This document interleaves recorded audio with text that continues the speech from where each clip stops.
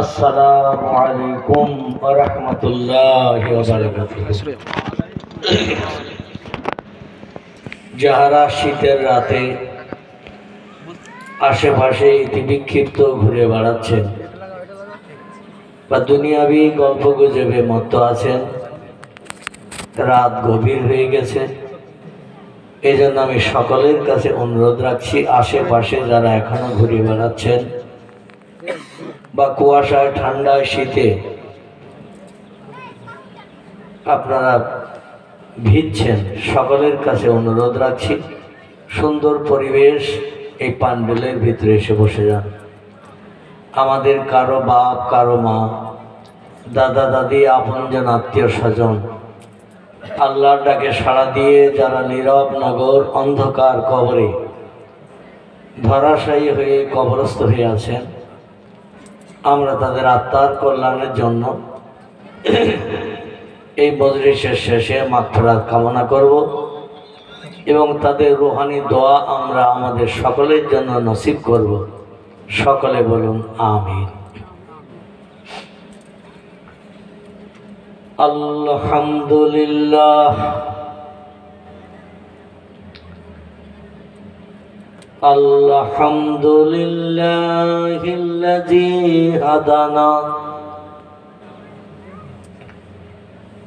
লিহাযা ওমা কুন্না লাউলা আন হাদানাল্লাহ ওয়া আশহাদু আল্লা ইলাহা ইল্লাল্লাহু ওয়াহদাহু লা শারীকা লাহু শাহাদাতান মান আমানা বিল্লাহি ওয়া কাফারা বিজিবতি ওয়াত তাগুত ওয়া আশহাদু আন্না সাইয়্যিদানা ওয়া নাবিয়্যানা ওয়া হাবিবানা ওয়া সামাদানা ওয়া মাওলানা মুহাম্মাদান সাল্লাল্লাহু আলাইহি ওয়া সাল্লামা আবদুহু ওয়া রাসূলুহু নবিয়ুল মাকারিমিল আখলাকিল মাওসুফ ওয়াবিল কামালিল আওসাফিল মানউত ফাকাদ ক্বালা আল্লাহু তাআলা ফি কালামিহিল মাজিদ ওয়া ফিল ফুরকানিহিল হামিদ আউযু বিল্লাহি মিনাশ শাইতানির রাজিম বিসমিল্লাহির রাহমানির রাহিম ইন্নাহু লাকুরআনুন কারীমুন ফি কিতাবিন মাকনুন লা ইয়ামাসসুহু ইল্লাল মুতাহহারুন তানজিলুম মির রাব্বিল আলামিন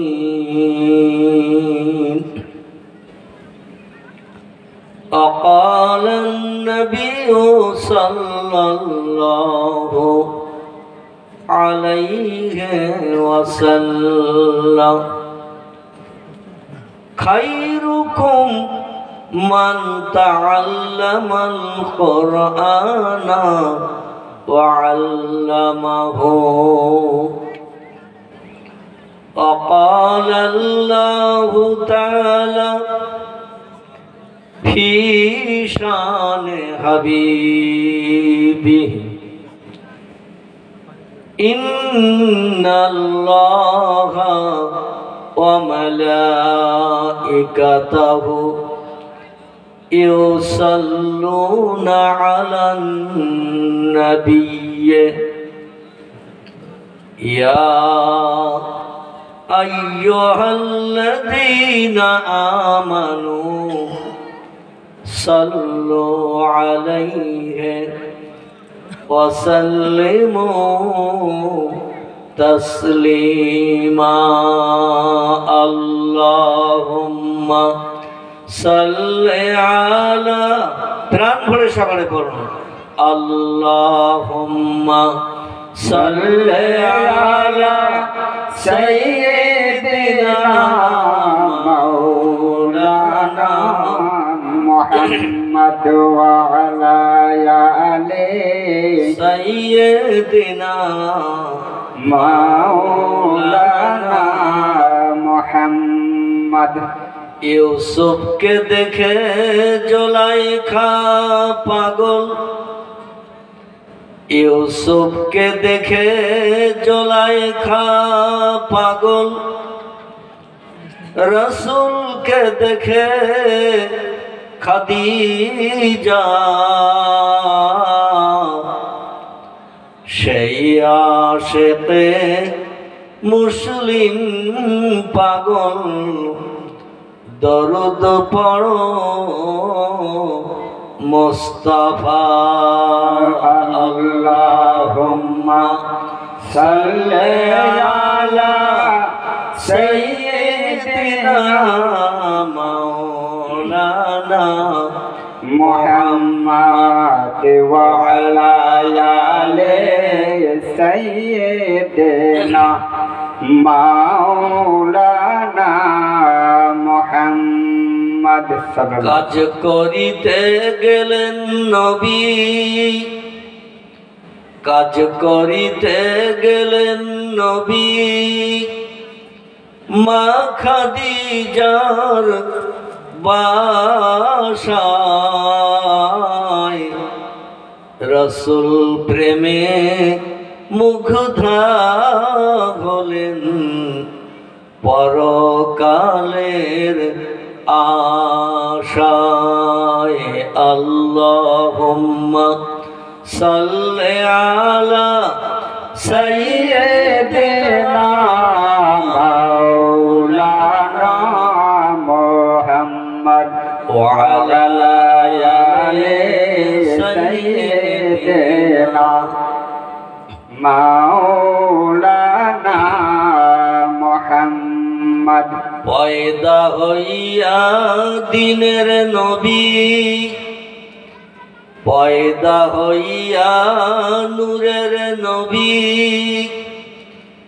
না দেখিলেন পিতার মুখ 6 বৎসরের কালে নবী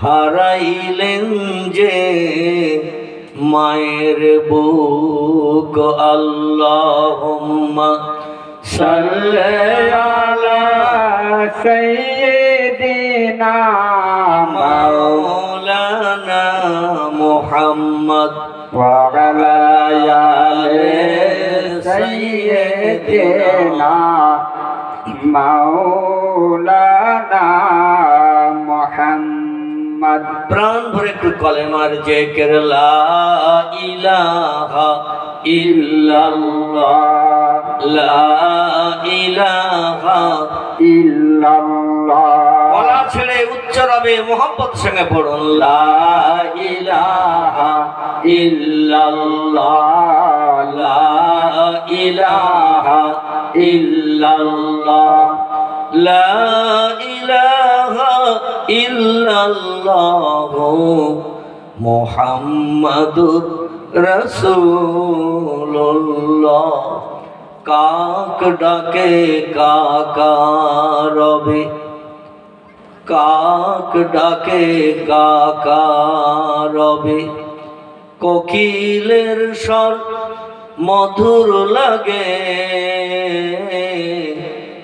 ডাকে সেই শীতের হাওয়ায়। আল্লাহ ছাড়া মাবুদ নাই, বলো লা ইলাহা ইল্লাল্লাহ, লা ইলাহা ইল্লাল্লাহ, লা ইলাহা ইল্লাল্লাহু মুহাম্মাদুর রাসূলুল্লাহ। নবীও বকর গারে সুরে, নবীও বকর গারে সুরে। সেই নামের ওই জিকির করে, তাই না দেখে মাকড় সাথে জাল বুনিয়া যায়। কবুতর এসে পাশে বসে স্মরণ করে, তাই বলো লা ইলাহা ইল্লাল্লাহ, লা ইলাহা ইল্লাল্লাহ, লা ইলাহা ইল্লাল্লাহু মুহাম্মাদুর রাসূলুল্লাহ। সকলে প্রাণ খুলে বলুন সাল্লাল্লাহু আলাইহি ওয়াসাল্লাম। সাল্লাল্লাহু তাআলা আলাইহি ওয়াসাল্লাম। নবীজির নাম যখন শুনবেন সঙ্গে সঙ্গে একটু দরুদে তওবার নজরানা পেশ করবেন। পয়গম্বর বলেছেন, এ সাহাবীরা, পৃথিবীতে সবথেকে কঞ্জুস বখিল কৃপণ কোন লোকটি তোমরা কি জানো? সাহাবীরা বললেন, নাম ইয়া রাসূলুল্লাহ, আমরা জানি পৃথিবীতে বখিল কঞ্জুস কৃপণ ওই লোকটি যার অর্থ সম্পদ টাকা পয়সা থাকতেও কুড়িয়ে ঘরে বাস করে, ভালো ঘর বাড়ি বানায় না, বর্ষার পানিতে ভেজে সূর্যের রৌদ্রে পড়ে। টাকা পয়সা থাকতেও ভালো ঘর বাড়ি বিবি বাচ্চার জন্য বানায় না। ওই লোকটির মতো বখিল কঞ্জুস কৃপণ আর কেউ নাই। নবী বললেন, তথ্যটা সঠিক হলো না। আরেকজন সাহাবী বললেন, ইয়া রাসূলুল্লাহ, তাহলে বখিল কঞ্জুস সম্পর্কে আমি একটা তথ্য দেব। রাসূল বললেন, নাম ইয়া আইয়ুহাল আসহাব, বলো তুমি কি তথ্য দিতে চাইছো? লোকটি বলল, ইয়া রাসূলুল্লাহ, অর্থ সম্পদ টাকা পয়সা আছে, কিন্তু বিবি বাচ্চার জন্য ভালো মন্দ বাজার ঘাট করে না, সবসময় কিরুৎপন্নতা করে, ভালো মন্দ বাজার ঘাট করে বিবি বাচ্চার খাওয়ায় না। আল্লাহ অঢেল সম্পদ অর্থ দিয়েছে, কিন্তু সে বিবি বাচ্চার জন্য খরচ করে না। ওই লোকটি কঞ্জুস বখিল কৃপণ। রাসূল বললেন, লা ইয়া আইয়ুহাল আসহাব, তোমার দেওয়া তথ্যটা উত্তরটা আমার কাছে সঠিক হলো না। আরেকজন সাহাবী বলে, ইয়া রাসূলুল্লাহ, তাহলে বখিল কঞ্জুস কৃপণ সম্পর্কে আমি একটি তথ্য দিতে পারি। রাসূল বলেন, মা হিয়া ইয়া আইয়ুহাল আসহাব, তোমার দেওয়া তথ্যটি কি, বলো আমরা সকলে শুনি। সে বলে, ইয়া রাসূলুল্লাহ, টাকা পয়সা অর্থ সম্পদ আল্লাহ অঢেল দিয়েছে কোনো ব্যক্তিকে, কিন্তু সে কৃপণতা করে ছেঁড়া ছোটো জামা পায়জামা পরিধান করে, ছেঁড়া ছোটো জামা কাপড় লুঙ্গি পরিধান করে, ভালো পোশাক পরিচ্ছদ কিনতে পারে, পরতে পারে, কিন্তু করে না, টাকা পয়সা পাজা করে রাখার চিন্তা ভাবনা করে। এই লোকটির মতো বখিল কঞ্জুস কৃপণ পৃথিবীতে আর দুজন নাই। নবী বললেন, লা ইয়া আইয়ুহাল আসহাব, তোমার তথ্যটা আমার কাছেও সঠিক হলো না। সাহাবীরা বললেন, আল্লাহু আ'লামু বিমুরাদিহি, আল্লাহ বেশি জানেন এবং তার পয়গম্বর মুহাম্মদ রাসূলুল্লাহ বেশি জানেন কৃপণ বখিল কঞ্জুস কোন লোকটি। আমাদের আরো অনেক তথ্য দেওয়ার আছে, কিন্তু আমরা তথ্য দিলেও আপনি বলবেন সঠিক হলো না, এই জন্য আমরা তথ্য দেব না। আপনার কাছে জানতে চাইছি বখিল কঞ্জুস কৃপণ কোন লোকটি, আপনি তথ্য দিন। আল্লাহর নবী বলেন, এ আমার সাহাবায়ে কেরাম, তোমরা শোনো, পৃথিবীতে বখিল ওই লোকটি, কঞ্জুস ওই লোকটি, কৃপণ ওই লোকটি, যে লোকটি আমার নাম শুনলো কিন্তু একটু সাল্লাল্লাহু আলাইহি সাল্লাম বলল না, ওই লোকটির মতো কৃপণ বখিল কঞ্জুস পৃথিবীতে আর দুজন নাই। কারণ আমি মুহাম্মদ রাসূলুল্লাহ ছাড়া হাসরের মাঠে শাফাআত করার কেউ থাকবে না, আল্লাহর জান্নাতে নিয়ে যাওয়ার কোনো ব্যক্তি থাকবে না। আমার শাফাআত যদি তোমরা কেউ পেতে চাও, আমার সঙ্গে একটু বন্ধুত্ব গাঢ়তর তৈরি করো। আর আমার সঙ্গে বন্ধুত্ব গাঢ়তর তৈরি করার নমুনা হলো আমি মুহাম্মদ আমার নাম শুনে একটু প্রাণ বলে দুরুদের তোহবা নজরানা পেশ করিও, সাল্লাল্লাহু আলাইহি ওয়াসাল্লাম বলিও। আমি মুহাম্মদ রাসূলুল্লাহ বলছি, লা ইয়াদখুলুল জান্নাহ, আমি বেহেশতে তত সময় পর্যন্ত ঢুকবো না হাত্তা ইহাতাকে, ওই লোকটি যে লোকটি আমার নাম শুনে সাল্লাল্লাহু আলাইহি ওয়াসাল্লাম বলল, আমি তাকে জান্নাতে না ঢুকানো পর্যন্ত আমি নবী জান্নাতের সুখ উপভোগ করব না। চিল্লাই বলুন একটু সুবহানাল্লাহ। আর একটু জোরে বলা যাবে না সুবহানাল্লাহ? নারায়ে তাকবীর। তাহলে আমরা আজকের এই মজলিস থেকে আর কিছু বাড়ি নিয়ে যেতে পারি না পারি, নবীজির নাম যখন কানে শুনবো, মুহাম্মাদুর রাসূলুল্লাহ এই নামটা যখন কানে শুনবো, একটু ঠোঁট নেড়ে জিভের মাধ্যম দিয়ে একটু আওয়াজ করে বলবেন। পাশের মানুষ শুনতে পাক বা না পাক, সকলে জবান খুলে বলবেন সাল্লাল্লাহু আলাইহি ওয়াসাল্লাম। বলতে পারবেন তো? শীতের রাতে বসে থাকাটা সার্থক হবে, যেদিন কেউ কারো পাশে দাঁড়াবে না।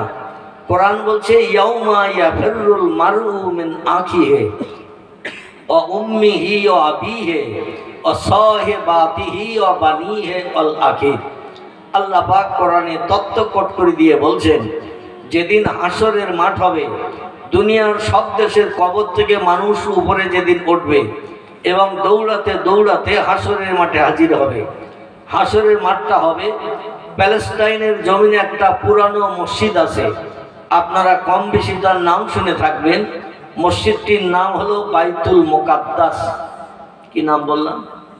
বাইতুল মুকাদ্দাস। যে মসজিদের আরবি নাম কোরআনের পাকে এসেছে মসজিদুল আকসা। কি নাম বললাম? কোরআনের পাকে নাম এসেছে মসজিদুল আকসা। আমরা এই মসজিদটাকে বলি বাইতুল মুকাদ্দাস। বাইতুল শব্দের অর্থ হলো ঘর, আর মুকাদ্দাস শব্দের অর্থ হলো পবিত্র ইবাদতের ঘর। পৃথিবীর একটি পুরানো মসজিদ, যে মসজিদটার ভিত গেড়েছিলেন পয়গম্বর দাউদ নবী। কি নবী বললাম? একটু কথা বলবেন, তাহলে আমার কিছু দিতে সুবিধা হবে। আর যদি বলেন হুজুর বাড়ির থেকে আসার সময় খোকার মার সঙ্গে ঝামেলা করে এসেছি, মন গরম গরম ভাব, তাহলে এই শীতের রাতে আমার একাই বকাবকি করতে হবে। বক্তা শ্রোতা কথার বিনিময় করলে জজবা তৈরি হবে, আল্লাহর আসমানে রহমত বর্ষিত হবে। জোরে বলুন একটু আমিন। আমার ভাইরা, আমি পবিত্র কোরআনে পাকের সূরা ওয়াকিয়া থেকে ছোট্ট ছোট্ট 3টি সেন্টেন্স বাক্য আয়াত আপনাদের কাছে রেখেছি। আর পয়গম্বর মুহাম্মদুর রাসূলুল্লাহ সাল্লাল্লাহু আলাইহি ওয়াসাল্লামের মুখনিসৃত বাণী, আরবি ভাষায় যাকে হাদিস শরীফ বলা হয়। কি বলা হয়? হাদিস শরীফ বলা হয়। ইংরেজিতে তাকে বলা হয় দ্য সেইন্স অফ মুহাম্মদ সাল্লাল্লাহু আলাইহি ওয়াসাল্লাম। বাংলা ভাষায় তাকে বলা হয় নবীজির বাণী, নবীজির কথামালা, বিশ্ব নবীর জবানী মুবারক।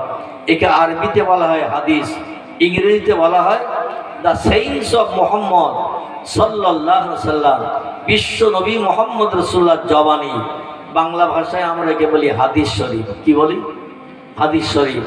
কারবা নাম বুখারী, কারবা নাম মুসলিম, কারবা নাম তিরমিজি, কারবা নাম আবু দাউদ, কারবা নাম ইবনে মাজাহ, কারবা নাম নাসাই, কারবা নাম দারমি, কারবা নাম দারকুতনি, কারবা নাম বাইহাকি, কারবা নাম তিবরানি, কারবা নাম মুয়াত্তা মালিক, কারবা নাম মিশকাতুল মাসাবি, কারবা নাম ইবনে হাব্বান, কারবা নাম আল হাকিম, কারবা নাম মুস্তাদরাক, কারবা নাম তারগিব।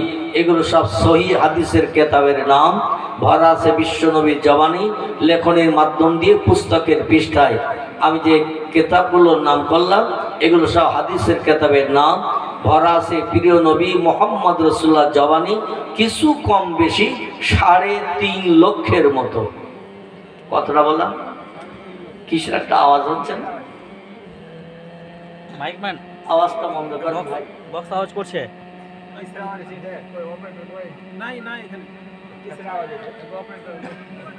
তো মাইকম্যান ভাই যিনি আছেন এখানে আসেন, একটা আওয়াজ হচ্ছে, আওয়াজটা বন্ধ করে দেন। তো বিশ্ব নবীর জবানে মুবারক এই সহিহ হাদিসের কেতাবের ভিতরে লেখকেরা লিপিবদ্ধ করেছেন কম বেশি 3.5 লক্ষের মতো। কতটা বললাম? 3.5 লক্ষের মতো। এই 3.5 লক্ষের মতো হাদিসের ভিতর থেকে আমি একটি ছোট্ট হাদিস শরীফ আপনাদের কাছে বয়ান করেছি, বক্তৃতার প্রারম্ভে আপনাদের কাছে বর্ণনা করেছি। সংক্ষেপ কোরআন পাকের আয়াত ত্রয় ও হাদিস পাকের সমন্বয়ে কিছু আলোচনা রাখব। তবে যেটা আমি আপনাদের কাছে বলতে চাচ্ছিলাম সেটি হলো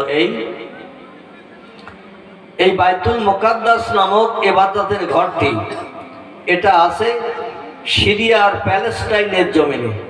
কোথায় বললাম?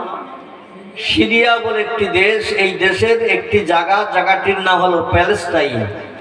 এই প্যালেস্টাইনে তৈরি হয়ে আছে পয়গম্বর দাউদ নবী এই মসজিদটার ভিত তৈরি করেছিলেন। ভিত দেখবেন আমরা মসজিদ মাদ্রাসা তৈরি করলে মাটি খুঁড়ে আগে ভিত গাড়ি না, ভিত গেড়েছিলেন তিনি। ভিত কমপ্লিটের পর দাউদ পয়গম্বর তার উপরে দেওয়াল বানাতে পারেননি।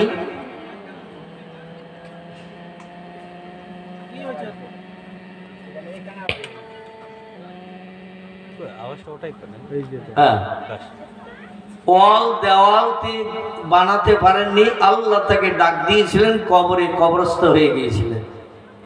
তো এই দাউদ নবীর ছেলে ছিল 12 মতান্তরে 15টি। তফসিরে রুহুল বায়ান, তফসিরে মওজিহুল কোরআন, তফসিরে বায়ানুল কোরআন, তফসিরে বাইজাবি, তফসিরে কাশাফ, তফসিরে ফি জিলালুল কোরআন, বিভিন্ন তফসিরের কিতাবে লেখকেরা দাউদ নবীর বেটা সম্পর্কে, ছেলেদের সম্পর্কে তথ্য দিয়েছেন দুটি। একটি বর্ণনা এসেছে তার ছেলে ছিল 12টি, একটি বর্ণনা এসেছে তার ছেলে ছিল 15টি। আমরা বেশিতে যাব না, কমটাই ধরে নেই। এই 12টি ছেলের ভিতরে সব থেকে কনিষ্ঠ ছোট ছেলে ছিলেন যিনি, আপনারা কম বেশি তার নাম জানেন। তার নাম হলো পয়গম্বর সুলাইমান। কি নাম বললাম? পয়গম্বর সুলাইমান তার নাম ছিল। এই সুলাইমান ইনি ছিলেন ভাইদের ভিতরে একেবারে বয়স কনিষ্ঠ। 6 মতান্তরে 7 বছরের বয়স। এই 6 মতান্তরে 7 বছরের বয়স যখন সুলাইমানের, আর বাকি ভাইরা সব বয়সে বড়, তারা পয়গম্বর দাউদ নবীকে ডেকে বললেন, বাবা আপনি তো বৃদ্ধ হয়ে গেছেন, কবে কোন দিন আল্লাহর ডাকে সাড়া দিয়ে কবরস্থ হবেন? এখন আপনি তো দেশের বাদশাহ, আবার আপনি আল্লাহর পয়গম্বর। দাউদ নবীকে আল্লাহ পাক দেশের বাদশাহ বানিয়েছিলেন, জনপ্রতিনিধি, আবার তাকে পয়গম্বর বানিয়েছিলেন। আল্লাহ তার উপরে আবার একটা আসমানি কেতাব দান করেছিলেন। এই কেতাবটির নাম হলো জব্বুর। কি নাম বললাম? জব্বুর কেতাব। তো আপনি মারা গেলে আপনার স্থলাভিষিক্ত কে হবে? আপনার পরে রাজসিংহাসনে কে বসবে? খুব ভালো করে শোনেন, আপনার পরে রাজসিংহাসনে কে বসবেন? আমরা ভাইতে তো 12 মতান্তরের 15 জন। এখন আপনি একজনকে ঠিক করে দিয়ে না গেলে আমাদের ভিতরে মতদ্বন্দ্ব হবে। হবে না? হবে না? এ বলবে আমি বাদশাহ হব, ও বলবে আমি রাজা হব, এ বলবে রাজসিংহাসন আমি বলবো, ও বলবে আমি বলবো। এই জন্য আপনি একজনকে ঠিক করে দিয়ে গেলে ভাইরা সব মেনে নেবে আর মেনে নিতে বাধ্য হবে। তো আপনি একজনকে ঠিক করে দিয়ে যান। পয়গম্বর দাউদ নবী ছেলে 12 মতান্তরে 15টি। কাকে রাজসিংহাসনে বসাবেন এই নিয়ে চিন্তা ভাবনা শুরু করে দিলেন। আল্লাহ পাক আসমানি ইলহাম পয়গম্বর দাউদের কাছে পাঠালেন, রে দাউদ, তোমার ছেলেদের ভিতরে কে পয়গম্বর হবে? জনগণের প্রতিনিধি হবে, আবার বাদশা হবে। জনগণের কাছে দ্বীনের দাওয়াত, কলেমার দাওয়াত দিতে সুবিধা পাবে। আমি আল্লাহ পাক তোমার ছেলেদের ভিতর থেকে আমি পরীক্ষা নিয়ে একজন ব্যক্তিকে রাজসিংহাসনে বসানোর চিন্তা ভাবনা নিতে চাই, তোমার মতামতটা বলো। দাউদ বললেন, নাম ইয়া রব্বি, আমার ছেলেদের ভিতরে পরীক্ষা নিরীক্ষা করে একজন ছেলেকে আপনি উপযুক্ত হিসাবে রাজ সিংহাসনে আমার পরে বসাবেন, এটা তো খুব ভালোই হলো, এটা তো খুব ভালো চিন্তা ভাবনা। কারণ দেশের বাচ্চা হতে গেলে মগজে জ্ঞানগম্য থাকার দরকার আছে না নাই? মূর্খ তো বাচ্চা হলে দেশ চলবে না। এই জন্য শিক্ষিত হিসাবে একটা ছেলেকে আপনি যাচাই করে বাছাই করে আপনি রাজ সিংহাসনে বসিয়ে দিন। আল্লাহ পাক ফেরেশতা জিবরিল আমিন মারফত পয়গম্বর দাউদ নবীর কাছে তথ্য দিলেন, তোমার ছেলেদের এক জায়গায় ডাকো, রাজ সিংহাসনের সামনে ডাকো, ডেকে দুটি প্রশ্ন করো। কটি? দুটি প্রশ্ন করো। যে ছেলেটি দুটি প্রশ্নের সঠিক উত্তর দিতে পারবে সেই হবে এই মিশরের দেশের বাদশা, সেই হবে রাজ সিংহাসনের স্থলাভিষিক্ত হবে। তোমার পরে সেই হবে দেশের বাদশা, সেই হবে রাজা। এবং আমি আল্লাহ পাক তাকে পয়গম্বর বানাবো। তুমি যেমন পয়গম্বর নবী, তাকেও আমি নবী বানাবো। এবং আমি আল্লাহ পাক তাকে দিয়ে দেশের জনগণের কল্যাণ সাধন করাবো, যে দুটি প্রশ্নের উত্তর দিতে পারবে। পয়গম্বর দাউদ বলেন, আল্লাহ কি প্রশ্ন করব আমি? আল্লাহ পাক জিবরিল আমিন দ্বারা প্রশ্ন জানিয়ে দিলেন, একটি প্রশ্ন তোমার ছেলেদের কাছে করো। প্রশ্নটি হলো, পৃথিবীতে সব থেকে দূরের দেশ কোনটি? এই পৃথিবীতে সব থেকে দূরের দেশ কোনটি? যে ছেলেটি সঠিক উত্তর দিতে পারবে সেই হবে রাজ সিংহাসনের স্থলাভিষিক্ত, সেই হবে তোমার পরবর্তী বাদশাহ। পয়গম্বর দাউদ বললেন, আল্লাহ আরেকটি প্রশ্ন কি? আল্লাহ পাক জিবরিল আমিন মারফত তথ্য জানিয়ে দিলেন, আরেকটি প্রশ্ন জিজ্ঞাসা করবে, পৃথিবীতে কোন জিনিসের মূল্য নাই, কোন জিনিসের দাম নাই, কোন জিনিস বিনা পয়সায় দিলেও মানুষ কিনতে চায় না? এই 2 নম্বরের প্রশ্নটি জিজ্ঞাসা করবে। যে ছেলেটি সঠিক উত্তর দিতে পারবে সেই হবে পরবর্তীতে তোমার জায়গায় বাদশাহ। পয়গম্বর দাউদ নবী ছেলেদের ডাক দিলেন, রে আমার ছেলেরা, তোমরা এখানে এসে যাও। আমার পরে বাদশা কে হবে, রাজ সিংহাসনে কে বসবে? সব ভাইরা এসে যাও। আমি প্রশ্ন করব দুটি প্রশ্নের সঠিক উত্তর যে ছেলেটি দিতে পারবে, তার মগজে জ্ঞান আছে, এটাই প্রমাণ হবে। আর সেই রাজ সিংহাসনে বসে দেশের জনগণের কল্যাণ সাধন করতে পারবে, সেই রাজত্ব পরিচালনা করতে পারবে। তোমরা এসে হাজির হও আমার রাজ দরবারের সামনে।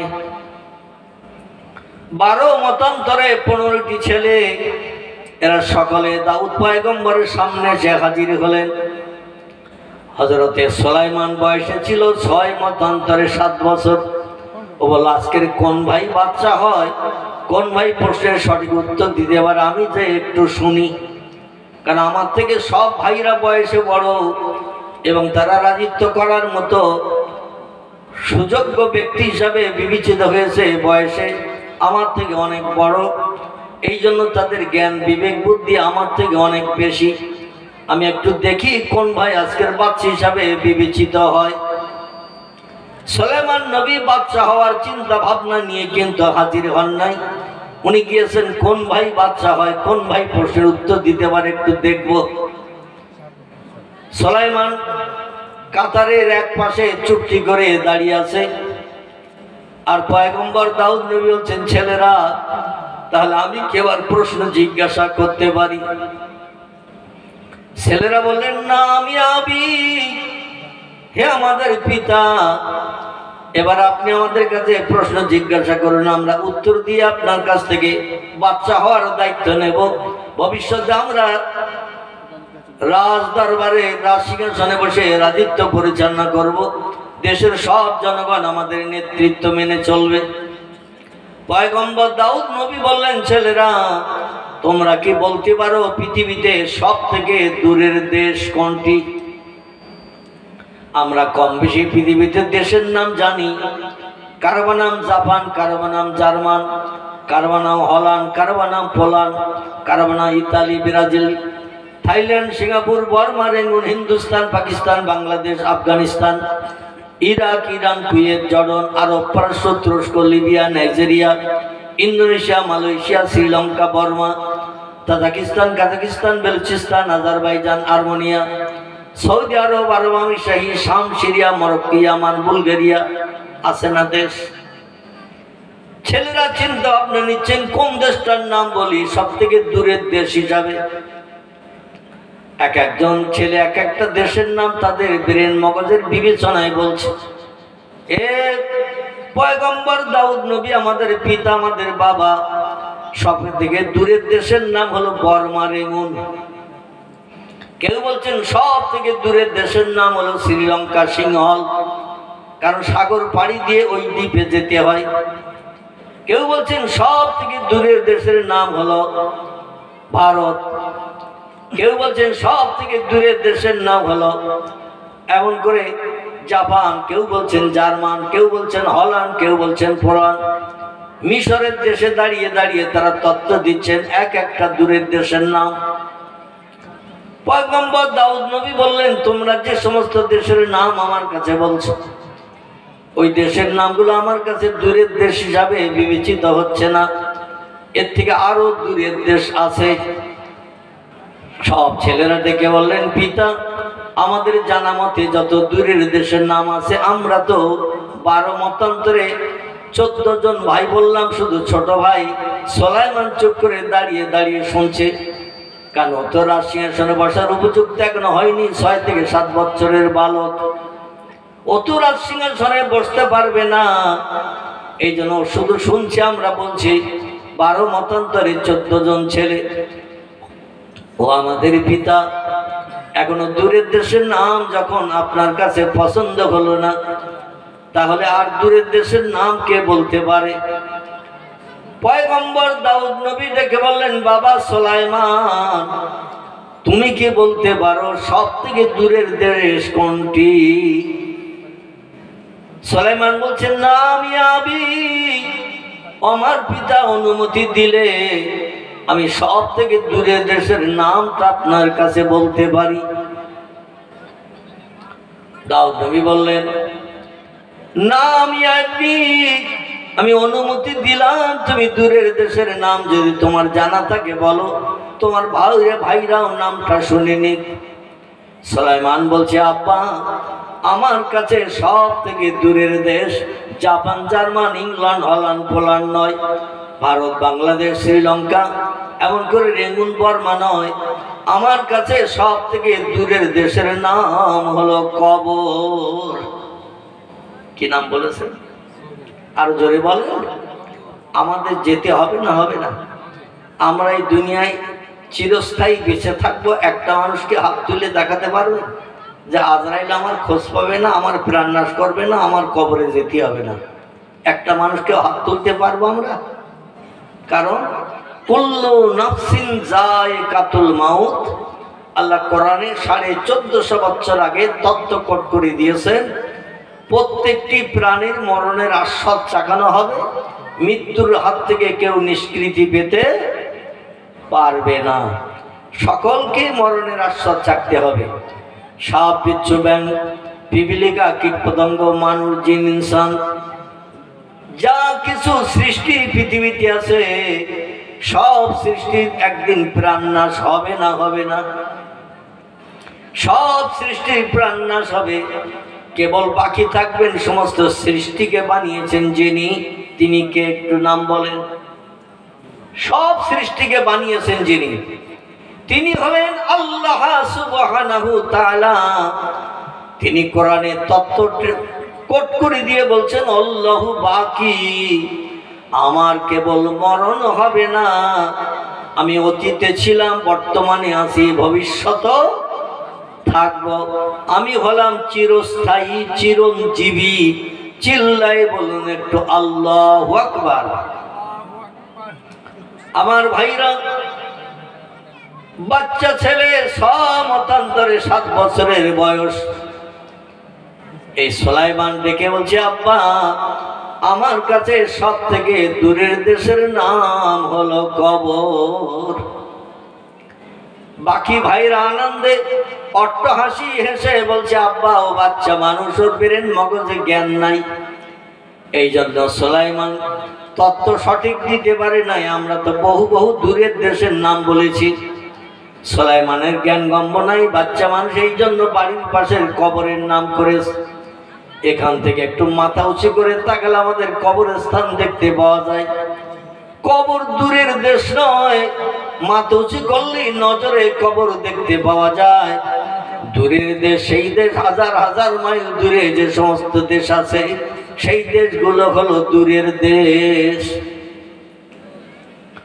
পয়গম্বর দাউদ বলছেন, ইয়া ইবনি সুলাইমান, ও বেটা সুলাইমান, মাথা উঁচু করলে কবর দেখতে পাওয়া যায়, আর তুমি কবরের নাম বলছো সব থেকে দূরের দেশ, কিভাবে তুমি তথ্য দিলে একটু বলো শুনি।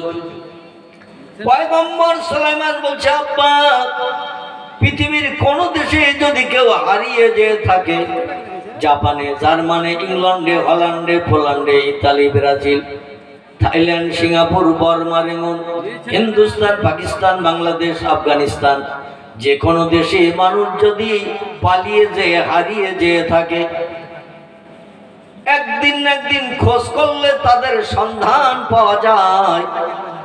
কিন্তু কবরে যে লোকটি চলে যায়, কিয়ামত পর্যন্ত তার খোঁজ করলে কোনো সন্ধান আর পাওয়া যায় না। যদিও কবর আমরা মাথা উঁচু করলে নজরে দেখতে পাই, কিন্তু কবর দেশে, কবরের ভিতরে যে লোকটি চলে যায়, তার আর কোনো খোঁজ খবর পাওয়া যায় না, সন্ধান পাওয়া যায় না। কেমন আছে, কেমন অবস্থায় আছে, তার কোনো সন্ধান হদিশ পাওয়া যায় না। এই জন্য আমার কাছে কবর হলো সব থেকে দূরের দেশ। একটু জোরে বলুন সুবহানাল্লাহ। পয়গম্বর দাউদ নবী বলছেন, সাদ্দাক্তা ইয়া ইবনি, পৃথিবীর যে কোনো দেশে কেউ থাকলে 2 দিন, 10 দিন, 20 দিন, 1 মাস, 2 মাস, 6 মাস, 1 বছর, 2 বছর খোঁজ করলে, একদিন একদিন কেউ কোথাও হারিয়ে যেও যদি থাকে, খোঁজ করলে একদিন একদিন তার সন্ধান পাওয়া যায়। কিন্তু কবর দেশে যে লোকটি চলে যায়, কিয়ামত অবধি খোঁজ করলে তার আর সন্ধান পাওয়া যায় না।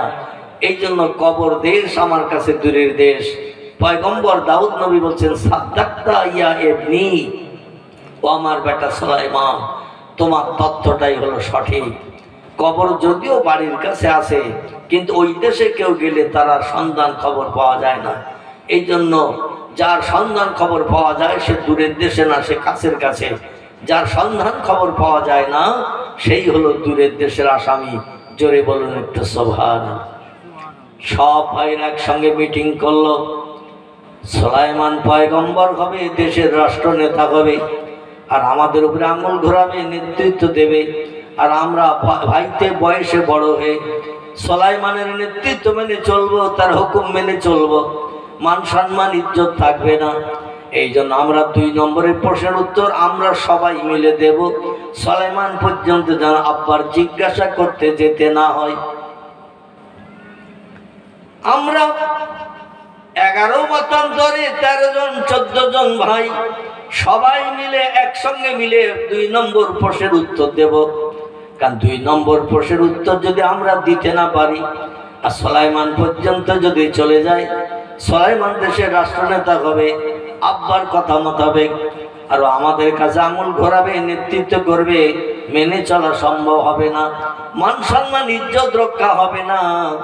এই জন্য আমরা সবাই উত্তর দেব, সুলাইমান পর্যন্ত যেতে দেব না। সব ছেলেরা বলে, ইয়া আবি, ও আমাদের পিতা। একটা প্রশ্নের উত্তর দিয়েছে সুলাইমান, কিন্তু আপনি তো বলেছেন 2টি প্রশ্নের উত্তর যে দিতে পারবে সেই হবে আমার পরে বাদশাহ, সেই হবে রাষ্ট্রনেতা, সেই আল্লাহর তরফ থেকে পয়গম্বর হবে। তাহলে 2 নম্বরের প্রশ্ন কি বলুন? আমরা চেষ্টা করব সবাই মিলে সুলাইমান পর্যন্ত প্রশ্ন যেতে দেব না। আপনার 2 নম্বরের প্রশ্নটা বলে দিন। পয়গম্বর দাউদ নবী বলছেন, ছেলেরা 2 নম্বরের প্রশ্ন হলো, এই পৃথিবীতে কোন জিনিসের মূল্য নাই, কোন জিনিসের দাম নাই, মানুষকে এমনি দিলেও নিতে চায় না, বিনা পয়সায় বিক্রি করলেও কেউ নিতে চায় না, এইরকম একটা জিনিসের নাম বলো। কেউ বলে, আব্বা, আগুনের কোনো দাম নাই, বিনা পয়সায় পাওয়া যায়, আগুন পয়সা দিয়ে কিনতে হয় না। এই জন্য আগুনের কোনো দাম মূল্য নাই, বিনা পয়সায় পাওয়া যায়। পয়গম্বর দাউদ বললেন, আর কি কোনো তথ্য আছে? কেউ বলছেন, আব্বা এই পৃথিবীতে হাওয়ার কোনো দাম নাই। হাওয়া সনসন শব্দ হয়, গাছের পাতা নড়ে, ফিরফিরে বাতাস হয়, দেহের উপর দিয়ে বয়ে যায়। হাওয়া পয়সা দিয়ে কিনতে হয় না, বিনা পয়সায় পাওয়া যায়। এই জন্য হাওয়ার কোনো দাম নাই, মূল্য নাই। পয়গম্বর দাউদ বললেন, আর কি কোনো তত্ত্ব আছে? কেউ বলছেন, আব্বা পানির কোনো মূল্য নাই, দাম নাই, বিনা পয়সায় পাওয়া যায়, কিনতে হয় না। পুকুর পুষ্করণী, খালে বিলে শত শত হাজার হাজার লক্ষ লক্ষ ব্যারেল পানি ভর্তি, 2-1 গ্লাস পানি উঠিয়ে নিলে কেউ নিষেধ করবে না। পানি পয়সা দিয়ে কিনতে হয় না, পুকুর খাল ডোবায় এমনি এমনি পাওয়া যায়। পয়গম্বর দাউদ বললেন, আর কি কোনো তথ্য আছে? কেউ বলছেন, আব্বা ঘাসের কোনো দাম নাই, জমিনে ঘাস হয়ে থাকে, এমনি এমনি মানুষ কেটে নিয়ে আসে, পয়সা দিয়ে কিনতে হয় না। কেউ বলছেন, আব্বা তৃণলতার কোনো দাম নাই, গাছের গায়ে জড়িয়ে থাকে তৃণলতা, বিনা পয়সায় মানুষ ছিঁড়ে নিয়ে আসতে পারে গরু ছাগলের খাওয়ানোর জন্য। কেউ তৃণলতা ছিঁড়ে নিয়ে আসলে গাছের গা থেকে, জঙ্গল থেকে, কেউ পয়সা চায় না, দাম দিয়ে কিনতে হয় না। আমার ভাইরা, এক একটা ছেলে এক একটা জিনিসের নাম পয়গম্বর দাউদের কাছে বলছেন। পয়গম্বর দাউদ নবী বলছেন, ও ছেলেরা, তোমাদের উত্তর সঠিক হলো না। আমি একটু সুলাইমানের কাছে জিজ্ঞাসা করে দেখি সুলাইমান কি তথ্য দেয়। আমার কনিষ্ঠ বেটা, ছোট বেটা সুলাইমান 7 বছরের বয়স। তোমরা এক একজন এক একটা তথ্য দিলে, আগুনের দাম নাই, পানির দাম নাই, হাওয়ার দাম নাই, মাটির দাম নাই, মাটিরও দাম নাই। যখন তখন জমিন থেকে এক মুষ্টা মাটি নিলে কেউ কি নিষেধ করবে? কেউ কি বলবে পয়সা দাও? এখান থেকে এক মুঠা মাটি যদি এই জলসার এখান থেকে কেউ নিয়ে যায়, কেউ কি পয়সা চাইবে? আল্লাহর জমিন, এই তামাম পৃথিবী, কেউ নিষেধ করবে না, মাটি পয়সা দিয়ে কিনতে হন এক আধ মুষ্টা মাটি নিলে। হযরতে সুলাইমানকে পয়গম্বর দাউদ জিজ্ঞাসাবাদ করছেন, ও বেটা সুলাইমান, তুমি কি বলতে পারবে কোন জিনিসের মূল্য দাম নাই? পয়গম্বর সুলাইমান আলাইহিস সালাম তখন পয়গম্বর হন নাই, তিনি ছোট্ট বাচ্চা। ডেকে বলছেন, ইয়া আবি, ও আমার পিতা। আমার ভাইরা বলল, আগুনের দাম নাই। আমি বলছি, আগুনের অবশ্যই দাম আছে। আগুন না হলে কোনো কাঁচা জিনিস রান্না করে খাওয়া যায় না। আগুন দিয়ে অনেক জিনিস রান্না করতে হয়, সিদ্ধ করতে হয়, আগুন জ্বালিয়ে আধার দূর করতে হয়, আগুনের অবশ্যই মূল্য আছে। ছেলেরা বলতে, সেও তো এক যুক্তির কথা। আগুন না ছাড়া তো কোনো কাঁচা জিনিস রান্না করে খাওয়া যায় না, আগুনের প্রয়োজন দরকার হয়। যে জিনিসের প্রয়োজন দরকার হয় তার তো দাম আছে, মূল্য আছে। উনি বলেন, মাটির দাম আছে, মাটির মূল্য নাই। ভাইরা বলল, ওটা সঠিক নয়। মাটি না হলে জমিনে চাষবাস হবে না, ফসলাদি তৈরি হবে না, না কি অনাহারা হয়ে মরতে হবে। অবশ্যই মাটির দাম আছে। যারা বলেছিল পানির দাম নাই, সুলাইমান বলছে, আব্বা পানির অবশ্যই মূল্য আছে, দাম আছে। পিপাসায় যখন মানুষ কাতর হয়ে যায়, ওষ্ঠাগত হয়ে যায়, কলিজা শুকিয়ে যায়, পানি বিনে ওই লোকটা আর বাঁচতে পারে না, তখন 1 গ্লাস পানি তার জন্য জীবন রক্ষার জন্য যথেষ্ট। এই জন্য পানির মূল্য আছে, দাম আছে। পানি ছাড়া মানুষ বাঁচতে পারে না। আমার ভাইরা, পয়গম্বর সুলাইমান তখনও পয়গম্বর হন নাই, ছোট্ট বাচ্চা। বলেন, আব্বা ঘাসের দাম আছে। ঘাস না থাকলে জীবজন্তু, জন্তু বাঁচবে না।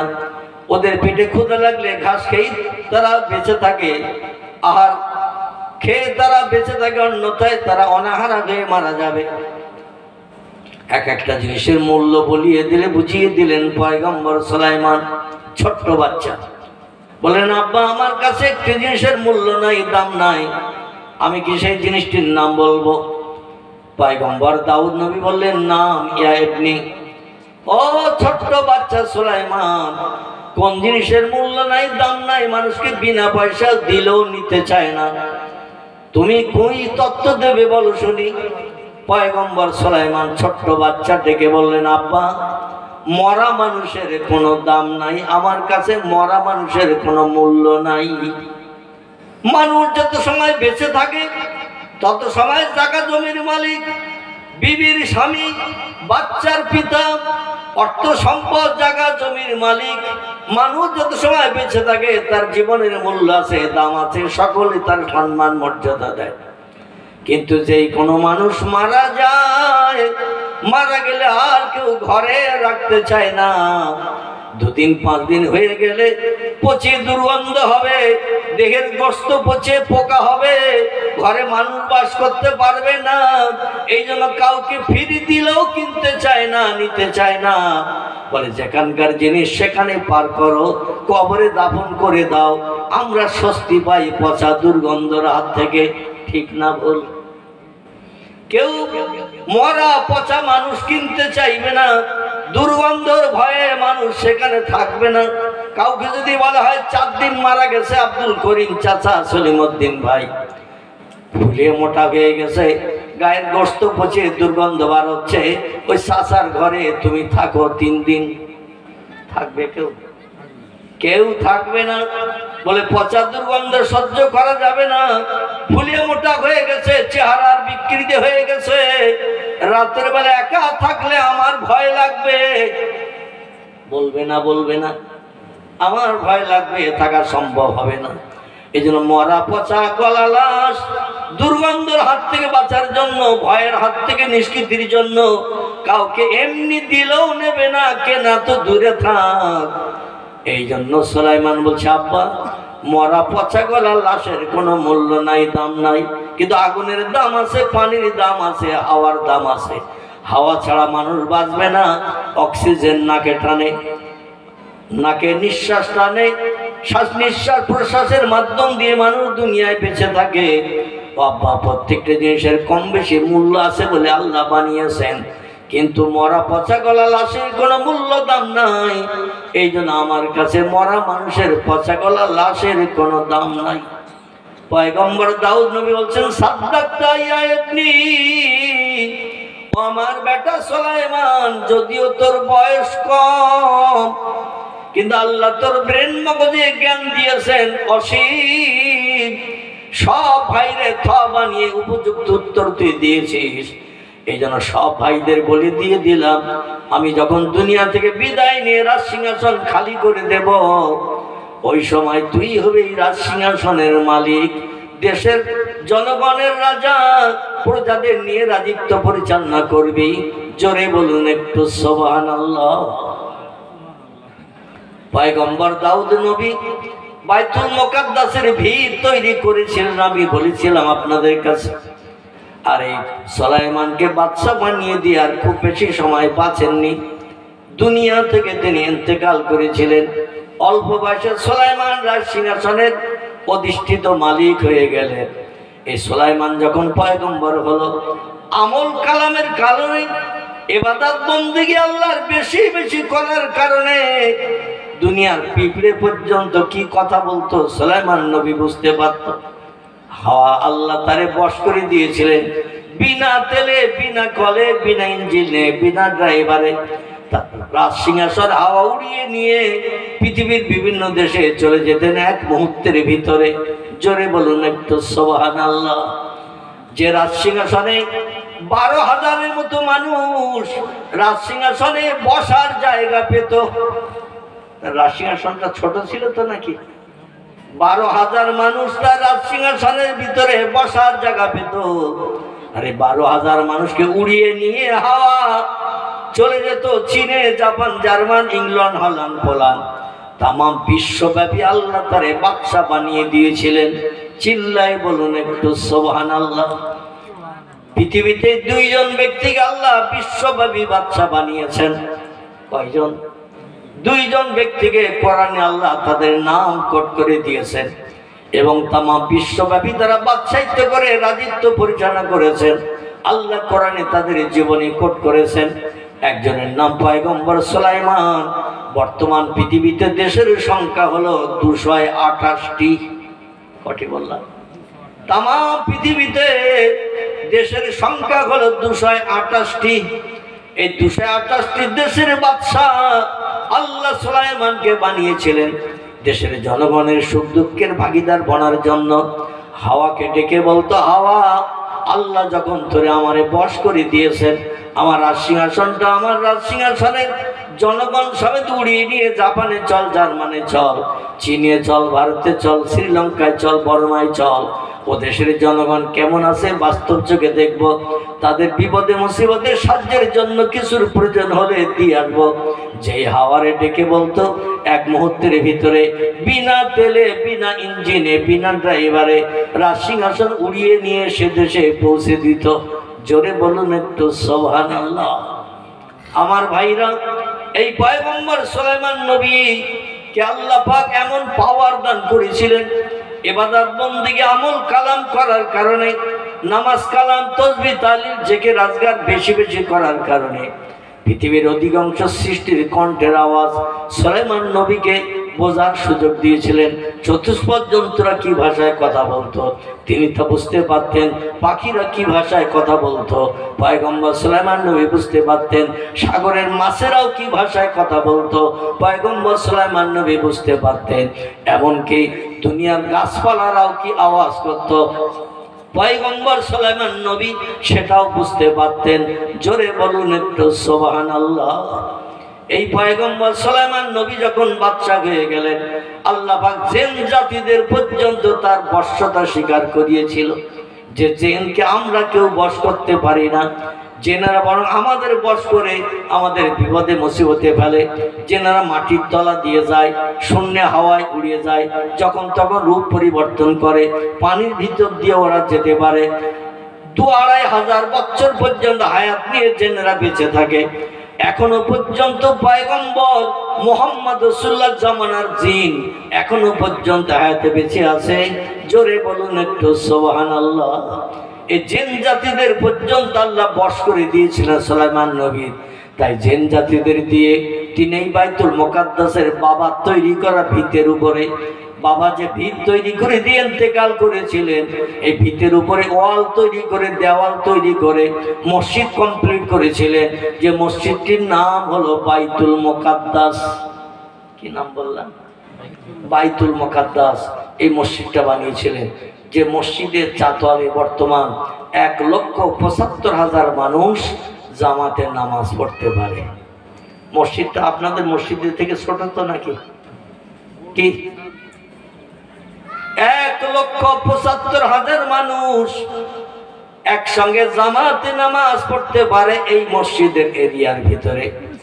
এই মসজিদের ভিত গেড়েছিলেন দাউদ পয়গম্বর, আর বাকি কাজটা দেওয়াল ওয়াল গম্বুজ টম্বুজ বানিয়েছিলেন পয়গম্বর সুলাইমান আলাইহিস সালাম জিন জাতিদের দিয়ে।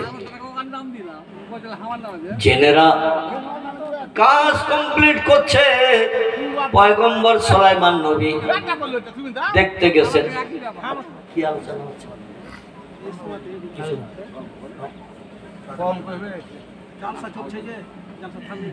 একটু দরুদ শরীফ পড়ে নেন। আল্লাহুম্মা সাল্লি আলা সাইয়্যিদিনা মাওলানা মুহাম্মদ ওয়া আলা আলি সাইয়্যিদিনা মাওলানা মুহাম্মদ। অভয় বাণী দিল তারা, অভয় বাণী দিল তারা, ও আমিনা বিবি, শিশু পুত্র তোমার হবে শেষ জামানার নবী। যে শিশুকে দেখে তারা, যে শিশুকে দেখে তারা রাসূল মেনে গেল, সেই নবীর ওই মোহাব্বতে দরুদ মুমিন পড়ো। আল্লাহুম্মা সাল্লি আলা সাইয়্যিদিনা মাওলানা মুহাম্মদ ওয়ালা আলে সাইয়্যিদিনা মাওলানা মুহাম্মদ। সংক্ষেপ কথা আমার ভাইরা, জিন জাতিদের দিয়ে পয়গম্বর সুলাইমান আলাইহিস সালাম এই মসজিদের কাজ করেছিলেন। জিনেদের শক্তি ক্ষমতা বেশি, যারা হায়াত পেয়ে পৃথিবীতে বেঁচে আছে লম্বা দিন, 2 থেকে 2500 বছর পর্যন্ত একটা জিন এই পৃথিবীতে হায়াতে বেঁচে থাকে। আমাদের বয়স করা হয়েছে গড় 60। কত বললাম? হাদিস শরীফ এসেছে পয়গম্বর মুহাম্মদ রাসূলুল্লাহ মেরাজে যে আমাদের বয়স সম্পর্কে আল্লাহকে জানিয়েছিলেন, আল্লাহ আমার উম্মতদের বয়স কত হবে? আল্লাহ বললেন, আপনার উম্মত দিয়ে দিয়ে দুনিয়া ধ্বংস করব, আলমে আরওয়াজ যত প্রাণ আছে সব আপনার উম্মতের ভিতরে আমি পাঠিয়ে দিয়ে প্রাণের জায়গা খতম করব, আলমে আরওয়াজ জায়গা শূন্য করব, করে সব প্রাণকে পৃথিবীতে বান্দা করে দুনিয়ায় পাঠাবো এবং তাদের হায়াত আমি কম করে দেব, খুব বেশি নয়, গড় 60। কেউ যদি বাঁচে 65, আরেকজন বাঁচবে 55, কেউ যদি বাঁচে 50, আরেকজন বাঁচবে 70, মানে গড় 60 দুজনের গড় 60। এর ভিতরে প্রাণ নাশ হবে। কেউ যদি বাঁচে 80, একজন বাঁচবে 40, মানে গড় 60 করে 120। এইভাবে আল্লাহ পাক আমাদের হায়াত বয়স কম করে দিয়েছেন। কিন্তু অন্যান্য সৃষ্টিরা, একটা কচ্ছপ 200 বছর পর্যন্ত বাঁচে, একটা কাক 150 বছর পর্যন্ত বাঁচতে পারে, তত্ত্ববিদেরা তত্ত্ব দিয়েছেন আমার ভাইরা। তো যাই হোক, কিছু কিছু সৃষ্টি আছে তারা লম্বা লম্বা হায়াত পেয়ে থাকে। জিনেদের আল্লাহ পাক 2 থেকে 2500 বছর পর্যন্ত হায়াত দিয়েছেন, ওদের গায়ে শক্তি ক্ষমতা দিয়েছেন। ওরা শূন্যে যখন তখন এক দেশ থেকে আরেক দেশে উড়ে যেতে পারে, পানির ভিতর দিয়ে যেতে পারে, মাটির তলা দিয়েও যেতে পারে, যখন তখন যে কোনো রূপ পরিবর্তন করতে পারে। এই জন্য ওদের শক্তি ক্ষমতা বেশি থাকার কারণে পয়গম্বর সুলাইমান জিনেদের দিয়ে মসজিদের বাকি কাজ করিয়েছিলেন। এই মসজিদ কমপ্লিট হয়েছে কিনা একটু কাজ দেখতে গিয়েছিলেন পয়গম্বর সুলাইমান। খুব সংক্ষেপ কথা, যে দেখছেন জিনেরা কাজ করছে, ওরা কাজ করতো যখন পয়গম্বর দেখতে যেত, মালিক 24 ঘন্টা কাজ করতো, এক এক শিফটে কাজ করতো, 24 ঘন্টা কাজ বন্ধ থাকতো না, রাতেও কাজ হতো, দিনেও কাজ হতো। বাইতুল মুকাদ্দাস বানানো হচ্ছে, যে মসজিদে 1 রাকাত নামাজ পড়লে পয়গম্বর মুহাম্মদ রাসূলুল্লাহ 2টি তত্ত্ব দিয়েছেন। একটা তত্ত্বে 50,000 রাকাত নামাজের সওয়াব, আরেকটি তত্ত্বে এসেছে 25,000 রাকাত নামাজ পড়ার সওয়াব। 1 রাকাত নামাজ পড়লে ওই মসজিদে আমাদের নাম আমলে জড়বে। জোরে বলুন সুবহানাল্লাহ। এখন মসজিদের কাজ দেখছেন, জেনারা মালিকের সাথে কাজে ফাঁকি দেওয়া যাবে না, ওরা খুব দ্রুতভাবে কাজ চালাচ্ছেন। কারণ কাজের ত্রুটি বিচ্যুতি মালিক পেলে আমাদের আবার মারধর করবে, চাবুক মারবে, বেত মারবে, প্রহার করবে, সেই জন্য কাজ চালাচ্ছে। আর আল্লাহ পাক আজরাইলকে ডেকে বলেন, ইজহাব ইয়া আজরাইল ইলা সুলাইমান, এ আজরাইল তুমি তাড়াতাড়ি করে পয়গম্বর সুলাইমানের কাছে যাও। আজরাইল ডেকে বলেন, আল্লাহ কি জন্য আপনার পয়গম্বর সুলাইমানের কাছে যেতে হবে? আল্লাহ বললেন, আমার সুলাইমান আমার ইবাদতের ঘর মসজিদের কাজ পরিদর্শন করছেন, দেখছেন জেনেরা কাজ চালাচ্ছে, ওই অবস্থায় আমার পয়গম্বর সুলাইমানের প্রাণ নাশ করে নিয়ে এসো। ইসমে আজম পাঠ করে হযরত আজরাইল সাল্লাম ডানা মেলে পৃথিবীর জমিন আসমান থেকে নেমে আসলেন। নেমে এসে সুলাইমানের সামনে একটা মানুষের মতো চেহারা নিয়ে দাঁড়িয়ে গেলেন। ফারসালনা ইলাইহা রূহানা ফাতামাসসালা লাহা বাশারান সাবিয়া। আল্লাহ পাক কোরআনে তত্ত্ব কোট করে দিয়েছেন, ফেরেশতারা যখন তখন রূপ পরিবর্তন করে যে কোনো রূপ ধারণ করতে পারে। জোরে বলুন একটু আমিন। একটা মানুষের চেহারা নিয়ে সামনে এসে দাঁড়িয়েছেন। আসসালামু আলাইকুম। পয়গম্বর সুলাইমান বলছেন, ওয়ালাইকুম আসসালাম। মান আনতা মাসমুকা ইয়া আখি, ও ভাই তোমার নাম পরিচয় কি? আমার সামনে এসে দাঁড়িয়ে সালাম দিলে এলাকার মানুষ কম বেশি আমি চিনি, এ দেশের মানুষ কম বেশি চিনি, কিন্তু আপনার চেহারাটা নতুন নতুন লাগছেন, আপনার পরিচয় কি, নাম কি বলেন? উনি বলছেন, আনা মালিকুল মউত আনা মুকমিদুস সাউদ, আমি হলাম মৃত্যুর যমদূত, হরিষে বিষাদনকারী, স্ত্রীর বিধবা বানাই, সন্তানদের এতিম করি, আমার নাম যমদূত হযরতে আজরাইল। মালাকুল মউত আমি। পয়গম্বর সুলাইমান বলছে, আইনা তাযহাব ইয়া আখি, ও ভাই তুমি কোথায় যাচ্ছ? তা আমার সঙ্গে সালাম কালামের বিনিময় করছো। আজরাইল বলে আপনার কাছে এসেছি, বলে কি খবর? বলে আপনি রেডি হন, আপনার প্রাণ নাশ হবে। আপনি রেডি হন, আপনার প্রাণ নাশ হবে। আজরাইল বলছে দেখতে, সুলাইমান বলছে দেখতে পাচ্ছ না আমার দেখে জিন জাতিরা মসজিদের কাজ করছে, আর আমার যদি প্রাণ নাশ করো মারা যায়, জেনারা কেবল পৃথিবীতে ভয় করে আমার আমল কালামের কারণে, ইবাদত বন্দেগী বেশি বেশি করার কারণে আল্লাহ জিন জাতিদের আমার বশ করে দিয়েছে। তা আমি যা হুকুম করি ওরা সেই হুকুমটার মান্যতা দেয়। এখন আমার প্রাণ নাশ করলে ওরা তো মসজিদের কাজ এখনো সম্পূর্ণ হয়নি, কিছু কাজ এখনো বাকি, আর তুমি আমার প্রাণ নাশ করতে এসেছ, এটা তো আমি মেনে নিতে পারি না। যদি তুমি আমার প্রাণ নাশ করতে এসে থাকো তাহলে মসজিদের বাকি কাজের দায়িত্ব কে নেবে আমাকে বলো। সংক্ষেপ কথা, আজরাইল ডেকে বললেন আল্লাহু আ'লামু বিমুরাদিহি, আল্লাহ খবর বেশি জানেন, আমার ওটা জানা নাই। বলে তাহলে আপনি আল্লাহর কাছ থেকে শুনে আসেন, আমার প্রাণ নাশের পর, মরণের পর মসজিদের বাকি কাজ আবার কে করবে? বাবা করেছিল ভিত, আমি ওয়াল দেওয়াল বানিয়ে মসজিদের গুম্বজ পর্যন্ত কমপ্লিট করব, মানুষ যাতে আল্লাহর ইবাদত বন্দেগী করতে পারে। আর তুমি বলছো আমার প্রাণ নাশ করবে। আমার প্রাণ নাশ হয়ে গেলে জেনেরা কাজ ছেড়ে দিয়ে পালিয়ে চলে যাবে, আপন আপন দেশে ফিরে চলে যাবে, কাজ আর করবে না।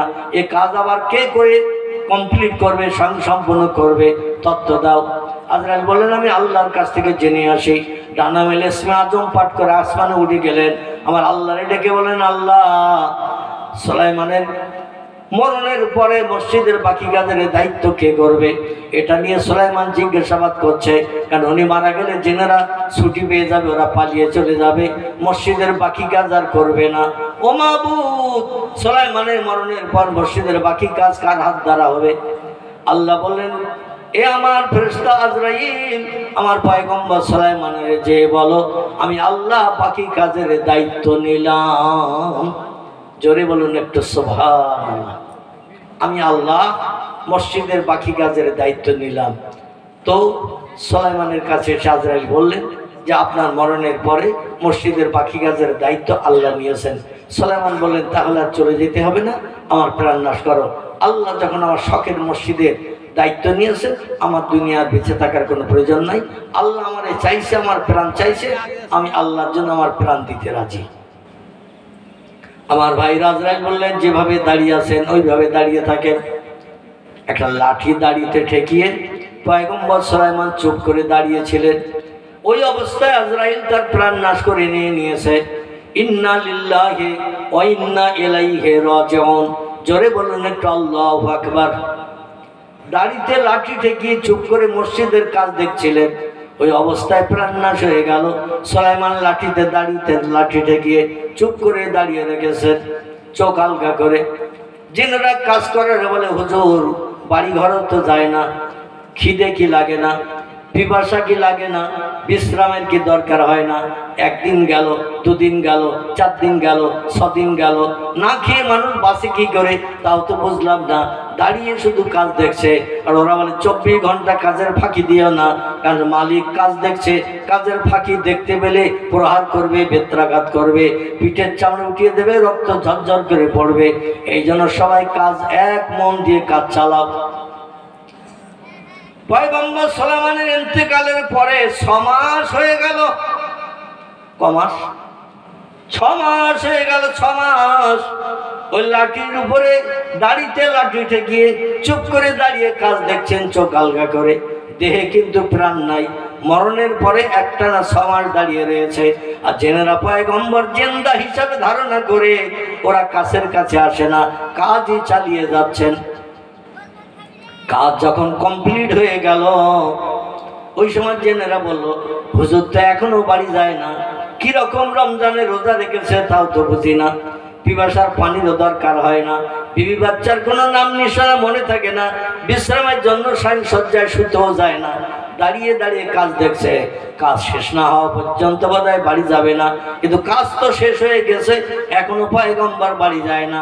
একটু কাছের কাছে যেয়ে বল আর কিছু করতে হবে কিনা, আর কিছু করতে হবে কিনা, একটু পয়গম্বরের কাছে জিজ্ঞাসা কর।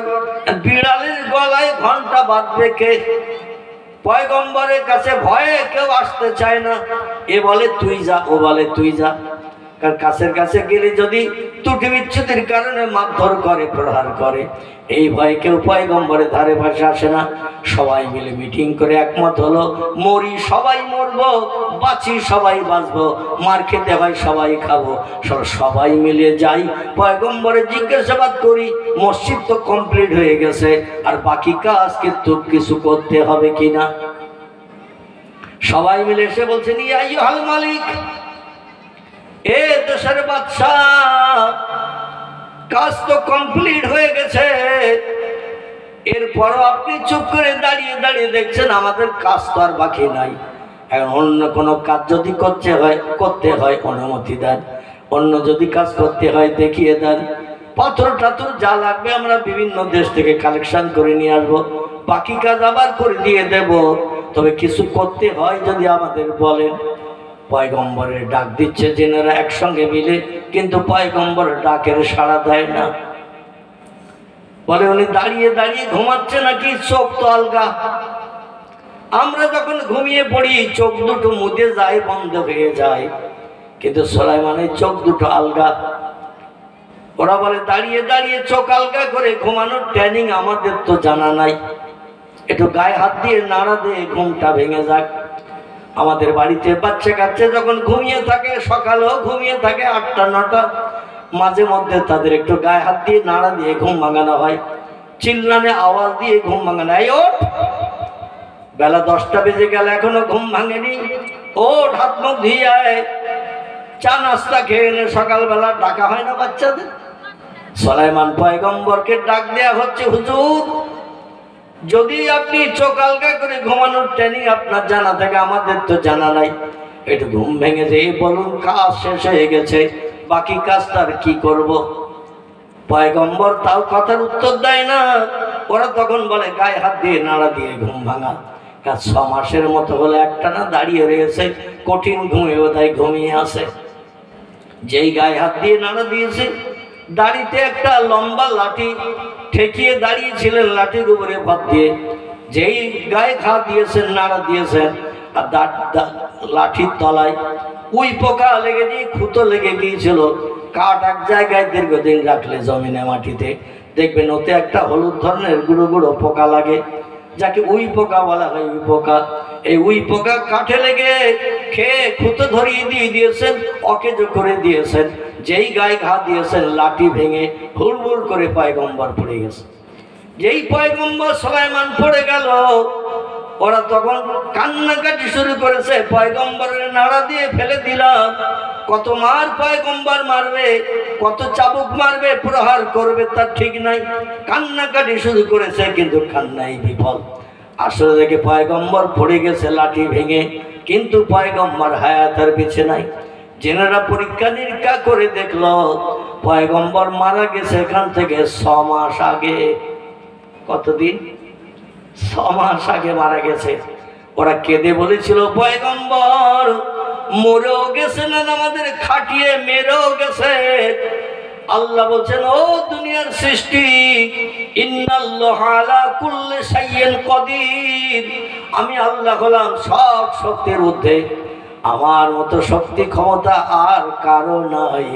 এবং আমা উতীতুম মিনাল ইলমি ইল্লা কালিলা, যে যত বড় জ্ঞানী হও, শিক্ষিত হও, বিচক্ষণ বুদ্ধিজীবী হও, আমার জ্ঞানের উপরে কেউ যেতে পারবে না। আমি যেটা করব তোমাদের সবাইকে সেটা মানিয়ে নিতে হবে। আমার ভাইরা, এই মসজিদের কাজ জেনেদের দিয়ে আল্লাহ মরণের পরও, সুলাইমানের মরণের পরও কমপ্লিট করে নিয়েছিলেন। এই মসজিদের সামনে বাইতুল মুকাদ্দাস, সিরিয়ার প্যালেস্টাইনের জেরুজালেম। আমি বক্তৃতার প্রারম্ভে একটি তথ্য আপনাদের কাছে দিচ্ছিলাম, আপনাদের মনে আছে কিনা আমার জানা নাই। তথ্যটি হলো এই, আল্লাহ পাক পৃথিবীর সব দেশের মানুষকে কবর থেকে উঠিয়ে কাবা শরীফের পশ্চিম দিককার মানুষকে পূর্ব দিকে হাঁটিয়ে আনবেন। কাবা শরীফের দক্ষিণ দিকে ইয়ামান দেশ, ইথিওপিয়ার দেশ, ওই দিক থেকে মানুষ হেঁটে আসবে উত্তরের দিকে রিয়াদ থেকে শুরু করে শাম, সিরিয়া যত দেশ আছে, ওই দেশের মানুষগুলো আসবে দক্ষিণ দিকে কবর থেকে উঠে হেঁটে। আমরা পূর্ব দেশের মানুষ, মক্কা মুকাররমা থেকে পূর্ব দিকের মানুষ, আমরা হেঁটে যাব পশ্চিম দিকে। আল্লাহ পাক কবর থেকে উঠাবেন, সুম্মা ইলাইহি তুরজাউন, যে যেখানে কবরস্থ হয়ে থাক না কেন, আমি আল্লাহ যেই বলবো কোন, এ বান্দা বান্দিরা তোমরা সব কবর তো জিন্দা অবস্থায় আছো, কিন্তু এইবার জিন্দা অবস্থায় শুধু কবরে থাকলে হবে না, হাজার হাজার বছর যা হয়ে গেছে, এবার কবর থেকে উত্থিত হও, উঠে তোমরা মক্কা শরীফের দিকে, সৌদি আরবের দিকে দৌড়াতে থাকো, কারণ এই জায়গাটা বানাবো হাসরের মাঠ। তিরমিজি শরীফ, আবু দাউদ শরীফের হাদিসের কিতাবে লেখা হয়েছে, এই বাইতুল মুকাদ্দাসের সামনে আল্লাহ পাক নিজের আরশ পাক নামিয়ে সে স্টেজ বানাবেন। জোরে বলুন একটু সুবহানাল্লাহ। আল্লাহর যে খাস কোয়ার্টার, আল্লাহর যে বসবাসের খাস স্থান, যার নাম হলো আরশ কুরসি, যেটা সপ্তম আসমানের উপরে আছে, সিদরাতুল মুনতাহা থেকে আরো বহু বহু দূরে। আল্লাহ আরশ কুরসি নামিয়ে নিয়ে আসবেন বাইতুল মুকাদ্দাসের সামনে, ওখানে একটা স্টেজ বানানো হবে শূন্যের উপরে। জোরে বলুন একটু সুবহানাল্লাহ। এই বাইতুল মুকাদ্দাস মসজিদ বর্তমানে যেটা দখল করে নিয়েছে ইসরায়েলের ইহুদিরা, যে দেশে 1 কোটিও মানুষ নয়, তার থেকেও কিছু কম, এরা হলো ইহুদি ধর্মাবলম্বী। এই প্যালেস্টাইনের মুসলমানদের কাছ থেকে জোর করে দখল করে নিয়েছে।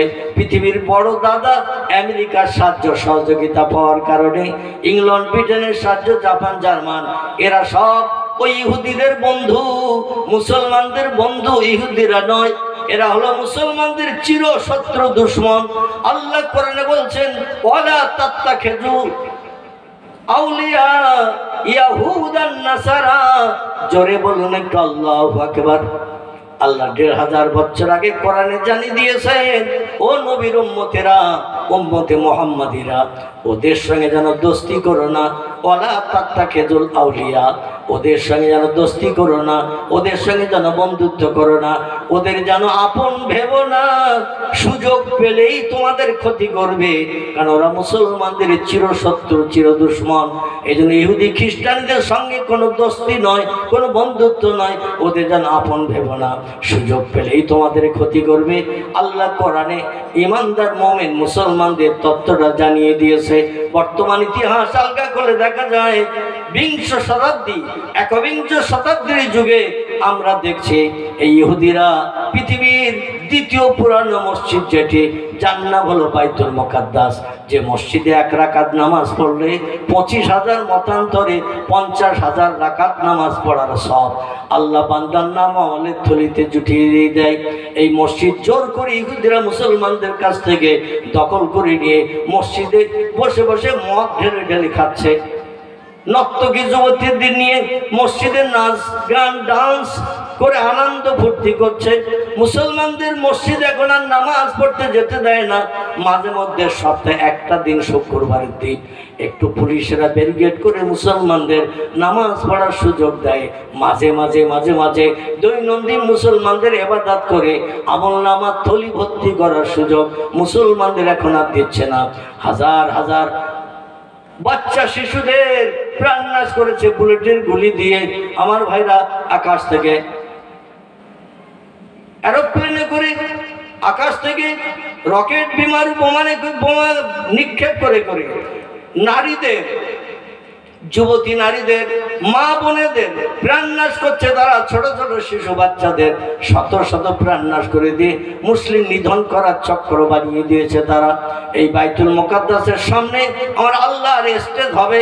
আল্লাহ পাক শূন্য স্টেজ বানিয়ে নেবেন, আরশ পাকটার নামে নিয়ে আসবেন। আর ওখান থেকে দক্ষিণ দিকে বাইতুল মুকাদ্দাস হলো মক্কা শরীফের উত্তর দিকে। এই বাইতুল মুকাদ্দাসের সামনে সিরিয়ার প্যালেস্টাইনের এখানে হবে স্টেজ, হাসরের মাঠের স্টেজ। আর ওইখান থেকে স্টেজ লম্বা হবে মক্কা মুকাররমার কাবা শরীফ থেকে আরো দক্ষিণ পূর্ব দিকে 14 কিলোমিটার রাস্তা। জায়গাটির নাম হলো আরাফাত। কি নাম বললাম? আরাফাত। আরাফাত হাজিরা যেখানে হজের নামাজ আদায় করে থাকে। হজ বোঝেন তো নাকি? আমি শুনছিলাম আমাদের মসজিদের যিনি প্রধান দায়িত্বে আছেন, মূল দায়িত্বে আছেন মসজিদের ওই কামরায় আমার সঙ্গে কথা বলছিলেন। আমাদের গ্রামে, টোটাল গ্রামের ভিতরে দুইজন ব্যক্তি সম্ভবত হাজী সাহেব আছে, আগে একজন ছিলেন, পরবর্তী আরেকজন হয়েছে। টোটাল গ্রামের হাজী নাই, কিন্তু আল্লাহ লক্ষ লক্ষ কোটি কোটি টাকা আমাদের গ্রামের অনেক ব্যক্তিকে দিয়েছেন। ব্যবসা বাণিজ্য করেন, আয় রোজগার করেন এবং বিভিন্ন কারবার করেন, কিন্তু মানুষ হজ পাক করে না। নবীজি সাল্লাল্লাহু আলাইহি ওয়াসাল্লাম জানিয়েছেন, বুনিয়াল ইসলাম আলা খামসা শাহাদাতিন আল্লাহ ইলাহা ইল্লাল্লাহ ওয়া আন্না মুহাম্মাদান আবদুহু ওয়া রাসূলুহু ওয়া ইকামিস সালাতা ওয়া ইতাইজ যাকাতা ওয়াল হজ্জা ওয়া সাওমার রমাদানা মুত্তাফাকুন আলাইহি। জোরে বলুন একটু আল্লাহু আকবার। বিশ্ব নবী সাল্লাল্লাহু আলাইহি ওয়াসাল্লামের পবিত্র জাবানি মোবারক মুসলিম শরীফ এবং বুখারী শরীফ দুটি হাদিসের কিতাবে একই হাদিস লিপিবদ্ধ হয়েছে। আল্লাহ নবী বললেন, ইসলাম শরিয়াতে সামিয়ানার কোণা হলো 5টি। কটি? ইসলাম শরিয়াতে সামিয়ানার কোণা হলো 5টি। যেমন এই মাথার উপরে একটা কাপড় টানানো হয়েছে, সামিয়ানা বলা হয়। এই সামিয়ানার কোণা দেখবেন, বড় বড় সামিয়ানা, চতুর্কোণা সামিয়ানা হলে 4 কোণা দড়ি দিয়ে বেঁধে উঁচু করে টানাতে হয়, যাতে উপরটা ছায়া হয়ে যায়, বর্ষার পানি হলেও পড়বে না, রৌদ্র হলেও পড়বে না। এই সামিয়ানা একে বলা হয়। তো ইসলাম শরীয়তে সামিয়ানার কোণা হলো 5টি। আমরা সামিয়ানা টানাই, 4 কোণা দড়ি বেঁধে টানালে দেখবেন সুন্দর টানানো হয়ে যায়। যদি বড় সামিয়ানা হয় দেখবেন 4 কোণা বাঁধলেও মাঝখানটা ঝুলে পড়ে, মাঝখানটা আবার একটা খুঁটি খুঁটি দিয়ে দেখবেন ঠেকো দিলে খুব সুন্দর দেখায়। ঠিক বলেন না ভুল বলা? আল্লাহ নবী সাল্লাল্লাহু আলাইহি ওয়াসাল্লাম বলছেন, ইসলামের সামিয়ানার কোণ হলো 5টি। একটা ছেড়ে দিলে কিন্তু কোণা চলে যাবে। এই 5টি প্রত্যেকটি মুসলমানকে বাস্তব জীবনে আদায় করতে হবে। 5টি জিনিস জীবনের সঙ্গে প্রত্যেকটি মুসলমানকে পরিপূর্ণভাবে আদায় করে নিতে হবে।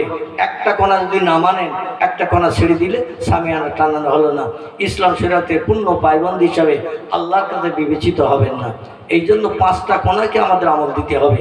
তবে ধনীদের জন্য কোণা হলো 5টি, গরিবদের জন্য হলো 3টি।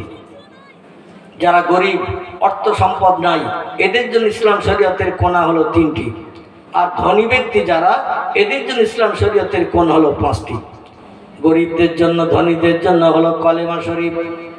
প্রথম হলো একটি কোণা, মজবুত করে ধরো বাঁধো, বিপদে মুসিবতে, দুঃখে দুর্দশায়, অভাবের সমস্যায়, রোগে শোকে যেখানেই তুমি পতিত হও, আমার আল্লাহ ছাড়া কাউরে তুমি জানো ডেকো না, কারো কাছে জানো হাত পেতো না, কারো কাছে সাহায্য চেয়েও না। সেটি হলো লা ইলাহা ইল্লাল্লাহ, লা ইলাহা ইল্লাল্লাহ। এক আল্লাহ ছাড়া আমার বিপদে মুসিবতে, দুঃখের দুর্দশায়, অভাবের সমস্যায়, রোগের শোকে সাহায্যের আর কেউ নাই। আল্লাহ আমার জন্য যথেষ্ট। জোরে বলুন একটু আমিন। এই আল্লাহকে যদি আপনি সব সমস্যার সমাধানের জন্য আপন বানিয়ে নিতে পারেন, তাহলে একটা কোণা মজবুত করে বাঁধা হলো।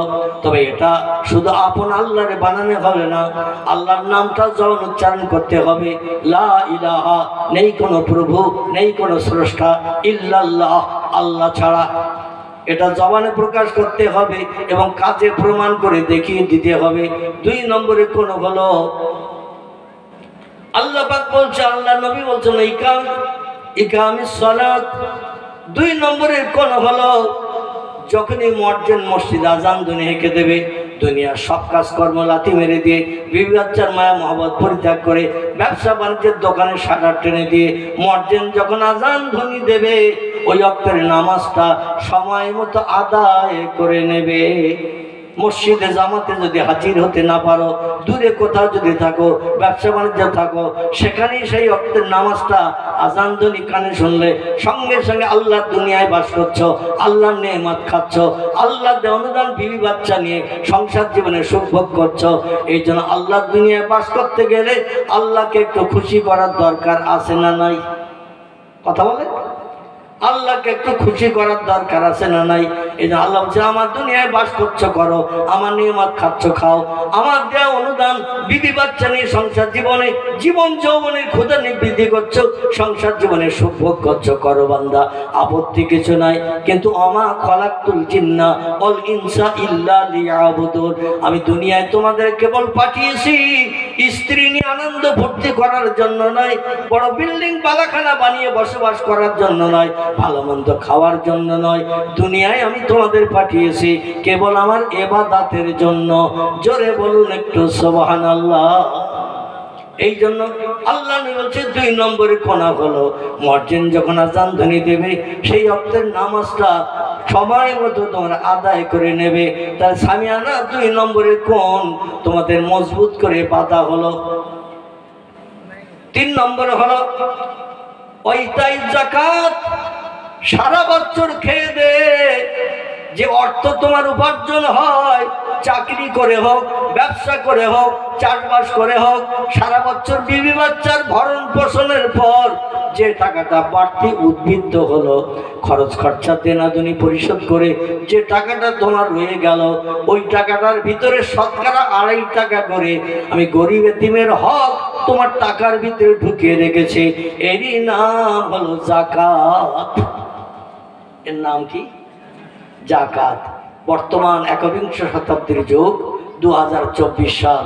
আমরা যাকাতটা মনে করি যেন জেলখানার ভিতরে বসবাস করার মতো। জেলখানার ভিতরে বসবাস করে যারা, এরা সুখী না দুঃখী? কথা বলেন। এরা হলো দুঃখী, কারণ বিবি বাচ্চা কারোর সঙ্গে সাক্ষাৎ করতে পারে না, বাড়ির ভালো মন্দ রান্না হলে এক জায়গায় বসে খেতে পারে না, কাউকে নিয়ে আনন্দের গল্প গুজব করতে পারে না। জেলখানা প্রাচীর দিয়ে ঘেরা, তার ভিতরে আটকে রাখা হয় অনেককে বছরে বছর। আর চিন্তা ভাবনা করে আল্লাহ কবে ছাড়ান পাবো, কবে উকিল হয়ে আমার পক্ষ হয়ে হাকিমের কাছে ইজলাস করে আমার এই কেস থেকে নিষ্কৃতির ব্যবস্থা করবে, সেদিন আমি আবার স্বাধীনতা পেয়ে যাব। আমার ভাইরা, এই জেলখানার জীবনটা যেমন আমরা মনে করি যাকাত দেওয়াটা ওই রকম জেলখানার জীবনের মতো। আমি কষ্ট করে টাকা আয় করলাম, বর্ষার পানিতে ভিজলাম, সূর্যের রৌদ্রে পুড়লাম, রাতের বেলা ঘুম কামাই করলাম, আর আমি উপার্জন করলাম টাকা, আর আমার টাকায় গরিব মানুষ 2.5 টাকা পাবে, তার হক তারে দিতে হবে। আমি তো 10,000 টাকা যদি আমার উদ্বৃত্ত হয়, নাউজুবিল্লাহ, কি সারা বছর খেয়ে দে 50,000 টাকা উদ্বৃত্ত হলো, তো শতকরা 2.5 টাকা হলে হাজারে দেখবেন কত? 25, 1025, 10,000 25, 10 250 টাকা। এই 250 টাকা আমার যদি থাকে, আমার একদিনের বাজার ভালো হবে। আমার টাকা কেন আমি পাড়া সলিমউদ্দিন গরিব চাকরিদার দেব, আব্দুল করিম দাদারে কেন দেব? ওরা ভিক্ষা করে খাচ্ছে, খাক, আমার টাকা আমার কেন ওদের দিতে হবে? আল্লাহর কোরআনের আইনটা ঠিক বর্তমান মডার্ন যুগে আমরা মেনে নিতে পারি না, আর আমরা মানতেও চাই না। বলে আল্লাহ এটা বোঝা চাপিয়েছে ঘাড়ে। জোরে বলুন একটু নাউজুবিল্লাহ। আল্লাহ বলেন, বান্দা তুমি কষ্ট পরিশ্রম করে উপার্জন করে যে টাকা তুমি রেস্ট করেছো, যে টাকা উপার্জন করেছো, ওই টাকায় শতকরা 2.5 টাকা গরিবের হক আমি এই জন্য রেখেছি, তোমার কালো টাকা সাদা করার জন্য। ওই হকটা যদি তুমি আদায় করে দাও, গরিব দুঃখী যারা, বাফারা, মাহারে, 3 বাচ্চা, দিন আনা দিন খাওয়া, কোনোদিন উনানে হাড়ি ওঠে, কোনোদিন উনানে হাড়ি ওঠে না, এই রকম গরিব দুঃখীকে যদি তুমি শতকরা 2.5 টাকা হিসাব করে যদি তুমি দিতে পারো, কিংবা আল্লাহর কোরআন তালিমে হয়, কোরআনের তালিম হয়, দ্বীনি তালিম হয়, মাদ্রাসায় যদি তুমি দান করো, মসজিদে দিলে হবে না, যাকাতের টাকা মসজিদে নেওয়া যাবে না, মাদ্রাসায় গরিব 3 বাচ্চারা পড়াশোনা করে, এখানে যদি তুমি দান করে, গরিব 3 বাচ্চাদের যদি দ্বীনি তালিমের শিক্ষার ব্যবস্থা করে দাও, আল্লাহ নবী সাল্লাল্লাহু আলাইহি সাল্লাম বলছেন, আল্লাহ পাক রব্বুল আলামিন তোমার জন্য আসমানি রহমতের দরজা খুলে দিয়ে তোমার জন্য আসমানি রহমত বর্ষণ করবেন, তোমার আয় রোজগারে বরকতে কারবারে বেশি বেশি করে আল্লাহ উন্নতি দান করে দিয়ে দেবেন। এবং তোমার ওই টাকা, যে টাকা তুমি হিসাব করে শতকরা 2.5 টাকা করে যাকাত তুমি আদায় করে দিয়েছো, ও টাকাটা পরিষ্কার হয়ে গেল, ও টাকা আগুনে পড়বে না, পানিতে ডুববে না। চোর ডাকাতের বাবার ক্ষমতা নাই তোমার বাড়ি এসে ডাকাতি ফেলে টাকা নিয়ে যাওয়া। ওরা যদিও বা ডাকাতি করতে আসে, তোমার ঘরের দরজা খুঁজে পাবে না, আর যদিও বা দরজা খুঁজে পায়, দেখবে দরজার সামনে সুন্দরবনের রয়্যাল বেঙ্গল টাইগার দাঁড়িয়ে রয়েছে, গেলেই হালুম করে ঘাড়ে পড়বে। এরকম হাজার নমুনা পৃথিবীতে দেখতে পাওয়া গেছে। চিল্লাই বলুন একটু সুবহানাল্লাহ। আল্লাহর কোরআনের হুকুম মান্য করে যদি আমার আপনার উপার্জিত টাকা যদি আমি যাকাত দেই, এ টাকা আগুনে পুড়বে না, পানিতে ডুববে না। ফুটবল যেমন পানিতে দিলে ভাসে, ওই রকম টাকা পানিতে পড়লে ভাসবে, ও টাকা ডুববে না। কোন চোর ডাকাত ছিনতাই করে আপনার কাছ থেকে কেড়ে নিয়ে যেতে পারবে না। যদিও আপনার পকেটে থাকবে টাকা, ছিনতাইকাররা পকেট খুঁজে পাবে না। আল্লাহ হেফাজত করবেন। জোরে বলুন একটু সুবহানাল্লাহ। আচ্ছা, আল্লাহ পারে না? পারে না? আল্লাহ অবশ্যই পারেন তিনি, কারণ এমন কিছু নাই যেটা আমার আল্লাহ পারেন না। আমরা যেটা দেখতে পাই না সেটা দেখতে পাই কে? আমরা যেটা শুনতে পাই না সেটা শুনতে পাই কে? আমরা যে কাজটা করতে পারি না সে কাজটা করতে পারে কে? এই কাজগুলো সব করতে পারেন আমার আল্লাহ। আমরা যেটা দেখতে পাই না সবার আগে দেখতে পাই আমার আল্লাহ কুদরতি চোখে। আমার ভাইরা, আমরা যে কথাটা শুনতে পাই না সে কথাটা আল্লাহ সবার আগে শুনতে পান। জোরে বলুন একটু আমিন। এই জন্য আমি বলবো যাকাত দেবেন আমার ভাইরা। আর এই যাকাতের অর্থ যদি কেউ আত্মসাৎ করে নিজে আয় করেছে বটে, কিন্তু গরিব এতিমের হক যদি নিজে বাজার করে খায় হাসরের মাঠে আল্লাহর দরবারে আসামি শাস্তি হবে। গরিব এতিমের হক যদি আপনি খেয়ে নেন, আপনার গায়ের গোশতগুলো হাসরের মাঠে কেটে কেটে গরিব এতিমদের আপনাকে মূল্য আদায় করে দিতে হবে। গরিব এতিমদের কাছে গোশত কেটে কেটে ঋণ দেনা পরিশোধ করতে হবে। আল্লাহ যেন আমাদের হেফাজত করেন। সকলে বলুন আমিন। আমার ভাইরা, আল্লাহ নবী 4 নম্বরে সামিয়ানার কোনা বললেন অসমার রমাদান, এবং বছরে 1 মাস হলো রমজান মাসের রোজা। সারা বছরের 11 মাস তোমরা খাও দাও, আনন্দ করো, ফুর্তি করো, অসুবিধা নাই। দিনের বেলা পানি পান করো, খাদ্য খাও, যখন যেটা ইচ্ছা সেটা খাও, তবে হারাম খাদ্য যেন খাবে না। আল্লাহ করে নিষেধ করেছেন। হারামার রিবা, টাকা দিয়ে যেন বেশি টাকা কারো কাছ থেকে নিয়ে না, এটা সুদ হিসাবে গণ্য হবে।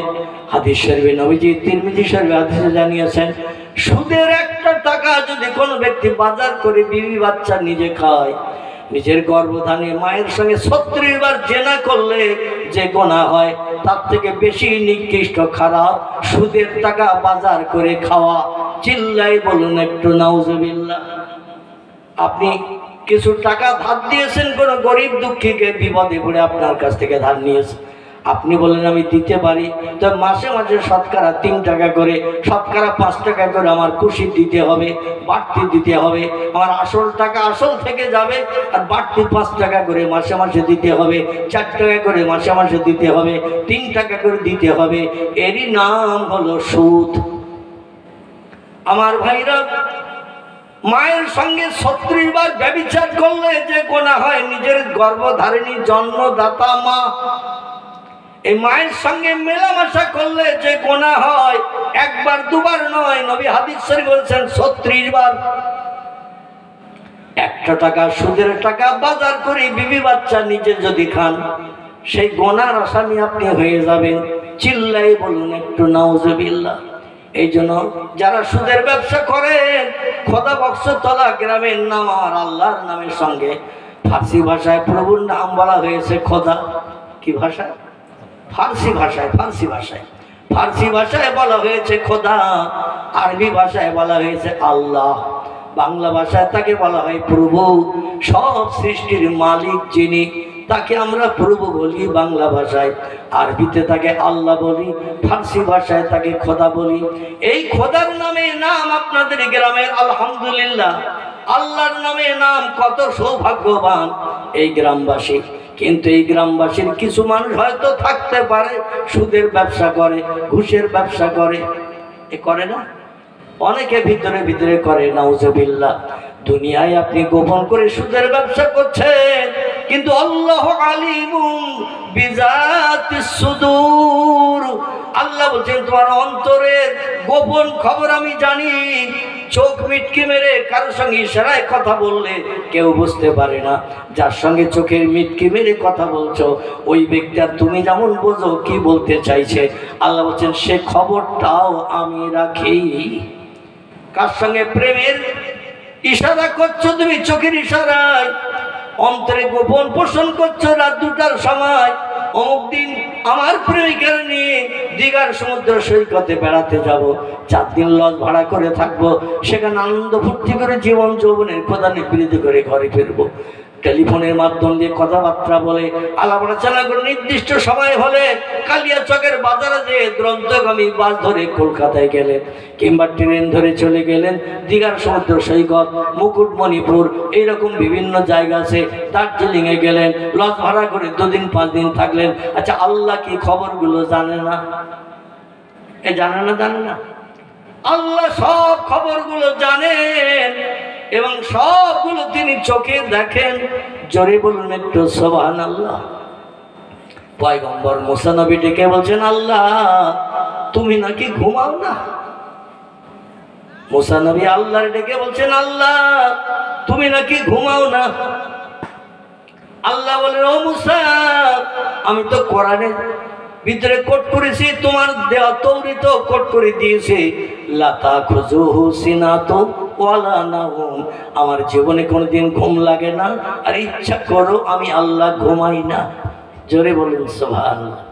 মুসা বলছে, আল্লাহ পৃথিবীর সব সৃষ্টিজীব ক্লান্ত হয়ে গেলে ঘুমিয়ে পড়ে, দেহটা ফ্রেশ করার জন্য ঘুমিয়ে উঠলে আবার দেহটা ফ্রেশ হয়ে যায়, আবার দেহটা ক্লান্তি দূর হয়ে যায়, তো তুমি ঘুমাও না? তো তোমার কি জ্বরজারি হয় না, সর্দি কাশি হয় না, রোগ বেমারি হয় না, অসুস্থতা হয় না?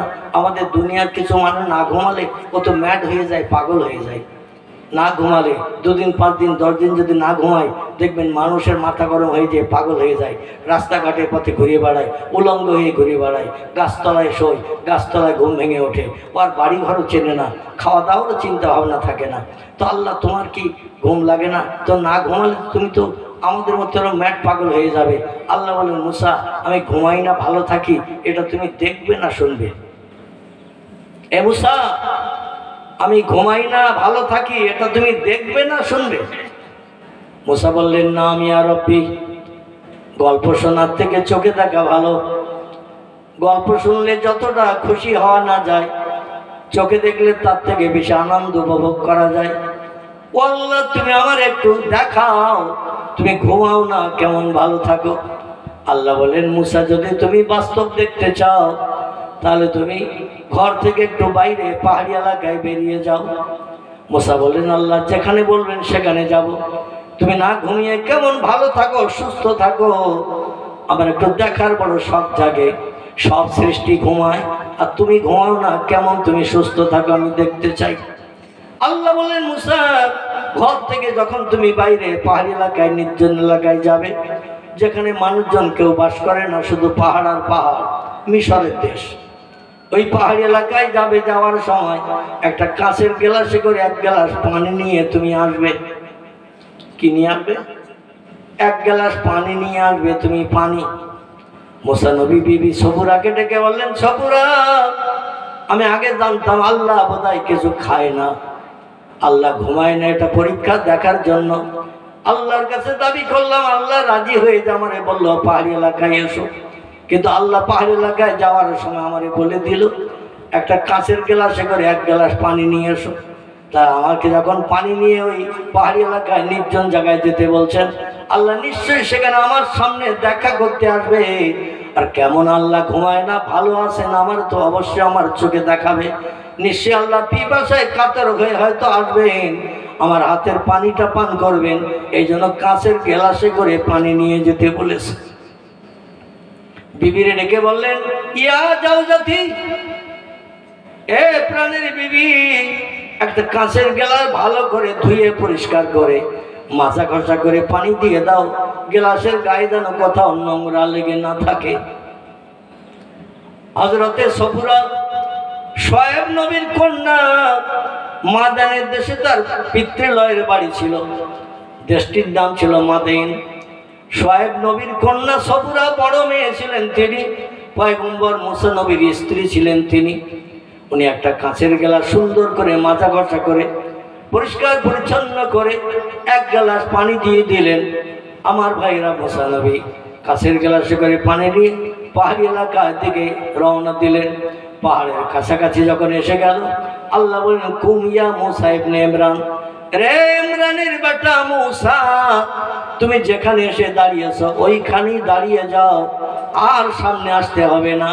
বাকি পথ আমি আল্লাহ প্রয়োজনে তোমার সামনে যাব। জোরে বলুন একটু সুবহানাল্লাহ। মুসা বলল, আল্লাহর কত কুদরতি মহিমা, আমার ঘর থেকে বেরিয়ে এই পাহাড়ি এলাকায় আসতে একটু কষ্ট হয়েছে, কারণ বেশ কিছুটা দূরের পথ।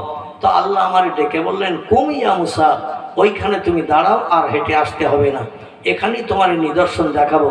আমি ঘুমাই না, কেমন ভালো থাকি। তাহলে আল্লাহ শুকরিয়া না করে আর পারি? তাই বললেন আলহামদুলিল্লাহ, আল্লাহ আমাকে আর যেতে হবে না, এখানে দাঁড়ালেই কাজ মিটবে। আল্লাহ বলেন, না ইয়াই মুসা ইবনে ইমরান, এই ইমরানের বেটা মুসা, ওখানে দাঁড়ালেই কাজ মিটবে। যেখানে আল্লাহ মুসারে দাঁড়াতে বলেছেন, ওইখানে যেখানে দাঁড়াতে বলেছেন, ওইখানে একটা লম্বা পাথর পড়ে রয়েছে রাস্তার উপরে। পাহাড়ের কিনারায় রাস্তার উপরে একটা লম্বা পাথর উপর থেকে নেমে এসে রাস্তার উপরে পড়ে রয়েছে। পাথরটা ঠিক মাঝ পজিশন কাছে যখন যেয়ে গেল, মুসা নবী আল্লাহ বলেন, ওইখানেই দাঁড়াও। মুসা নবী চুপ করে কাছের গ্লাসে পানি নিয়ে চুপ করে দাঁড়িয়ে রয়েছেন। 1 ঘন্টা যায়, 2 ঘন্টা যায়, 3 ঘন্টা যায়। সূর্যের রৌদ্র তাপ দিবালক দুপুর বেলা, সূর্যের রৌদ্র তাপে মুসা নবী ঘেমে জারজার হয়ে গেছে। বলে, আল্লাহ 2.5-3 ঘন্টার মতো হয়ে গেল আমি দাঁড়িয়ে আছি সূর্যের রৌদ্রে এই পাহাড়ের কিনারায়। সূর্যের রৌদ্র পাহাড়ের পাথরে লাগার কারণে গরম উত্তপ্ত হাওয়া আরো বেশি এলাকার পরিবেশ গরম করে দিয়েছে। আমার দেহটা ঘেমে জারজার হয়ে গেল। আলে এখানেই তুমি আমাদের দাঁড়াতে বললে, আর আমি দাঁড়ালাম। তোমার আসতে এত দেরি, আমি তো আর কিছু দূর সামনে এগিয়ে গেলে তোমার সঙ্গে তো সাক্ষাৎ তাড়াতাড়ি হয়ে যেত। এত দূরের পথ আমারে কেন দাঁড়াতে বলে ঘন্টার পর ঘন্টা তুমি আসতে লেট করছো? মুসা নবী চিন্তা ভাবনা করছেন। আল্লাহ সপ্তম আসমানের উপরে সিদরাতুল মুনতাহায় থাকেন, আরশ কুরসিতে থাকেন। সেখান থেকে 7টা আকাশ পাড়ি দিয়ে পৃথিবীর মহাশূন্য পাড়ি দিয়ে এই মিশরের পাহাড়ি এলাকায় আসতে নিশ্চয়ই লম্বা টাইম লাগবে। এই জন্য 2.5-3 ঘন্টা হয়তো দেরি হয়ে যাচ্ছে। মুসা নবী আরেকটা চিন্তা ভাবনা করছেন, আল্লাহ আজকে আমার সঙ্গে পৃথিবীর জমিনে দেখা করবেন, কেমন সুস্থ আছেন বাস্তব চোখে দেখবো। এই জন্য বিভিন্ন সৃষ্টিজীব হয়তো আল্লাহর রাস্তায় অ্যাটাক করে নিজেদের সমস্যার কথা বলছেন। আল্লাহ আমার এই বিপদ, আমার এই মুসিবত, এই সমস্যা, এই প্রয়োজন, বিভিন্ন সৃষ্টি হয়তো আল্লাহর রাস্তায় পেয়ে বিভিন্ন সমস্যার কথা বলে তাদের সমস্যার সমাধানের দাবি করছেন। এই জন্য আল্লাহ সব সমস্যার সমাধান করে আসতে যে হয়তো লেট হচ্ছে, হয় হোক আর আধা ঘন্টা 1 ঘন্টা লেট হয় হোক। মুসা নবী অপেক্ষা করছেন, আল্লাহরে দেখবো কেমন সুস্থ আছেন, তার কুদরতি চেহারা কেমন দেখে কলিজা ঠান্ডা করব। দূর পাহাড়ে দেখতে গেলাম, নূরের তাজল্লিতে আমার চোখ ধাঁধা লাগিয়ে 4 দিন 4 রাত বেহুশ করে রেখেছিল। আর আজকের আল্লাহ পাক কেমন আমার সামনে এসে দেখা দেবেন, আল্লাহর কুদরতি চেহারা দেখে কলিজা ঠান্ডা করব। পয়গম্বর মুসা নবী চিন্তা ভাবনা করছেন, আল্লাহ 1 ঘন্টা 1.5 ঘন্টা আরো যদি দেরি হয় হোক, আপত্তি নাই। তবে সূর্যের রৌদ্র তাপটা কমে যায়, সূর্যটা যদি মেঘে আচ্ছন্ন করে আড়াল করে দিত, একটু ছায়া যদি পাহাড়ি এলাকায় পড়তো, 1 ঘন্টা জায়গায় 2 ঘন্টা 3 ঘন্টা দাঁড়িয়ে থাকা যেত, আল্লাহর অপেক্ষায় কোনো অসুবিধা হতো না। কিন্তু সূর্যের রৌদ্রতা পাহাড়ের পাথর গরম হয়ে গেছে, লোহা দেহে লাগছে, আর গরমিতে গোসল করা মতো হয়ে গেছি। আর তো সহ্য করতে পারি না এক জায়গায় দাঁড়িয়ে থেকে থেকে। তারপর দাঁড়িয়ে আছে একটা পাথরের উপরে, পাথরটাও গরম হয়ে গেছে সূর্যের রৌদ্রে, পায়ের তলা গরম হয়ে ঠসকা পড়ার মতো ভাব হয়ে যায়। একটু ছায়া যদি পড়তো আকাশে মেঘাচ্ছন্ন হয়ে, সূর্যটা যদি ঢেকে দিত বড় ভালো হতো। আমার আল্লাহ বলছেন, ওয়ায়ানজালুল মাতারা মিনাস সামাই মান। কোরআন পাকের সূরা বাকারে আল্লাহ তথ্যকট করে দিয়েছেন। আল্লাহ যখন হযরতে মিকাইল আলাইহিস সালামকে মেঘ উড়িয়ে নিয়ে যেই এক জায়গায় জমাট বাঁধাতে বলে, ইসরাফিল আলাইহিস সালাম, মিকাইল আলাইহিস সালাম এরা আল্লাহর হুকুম তামিল করে কাজ করেন।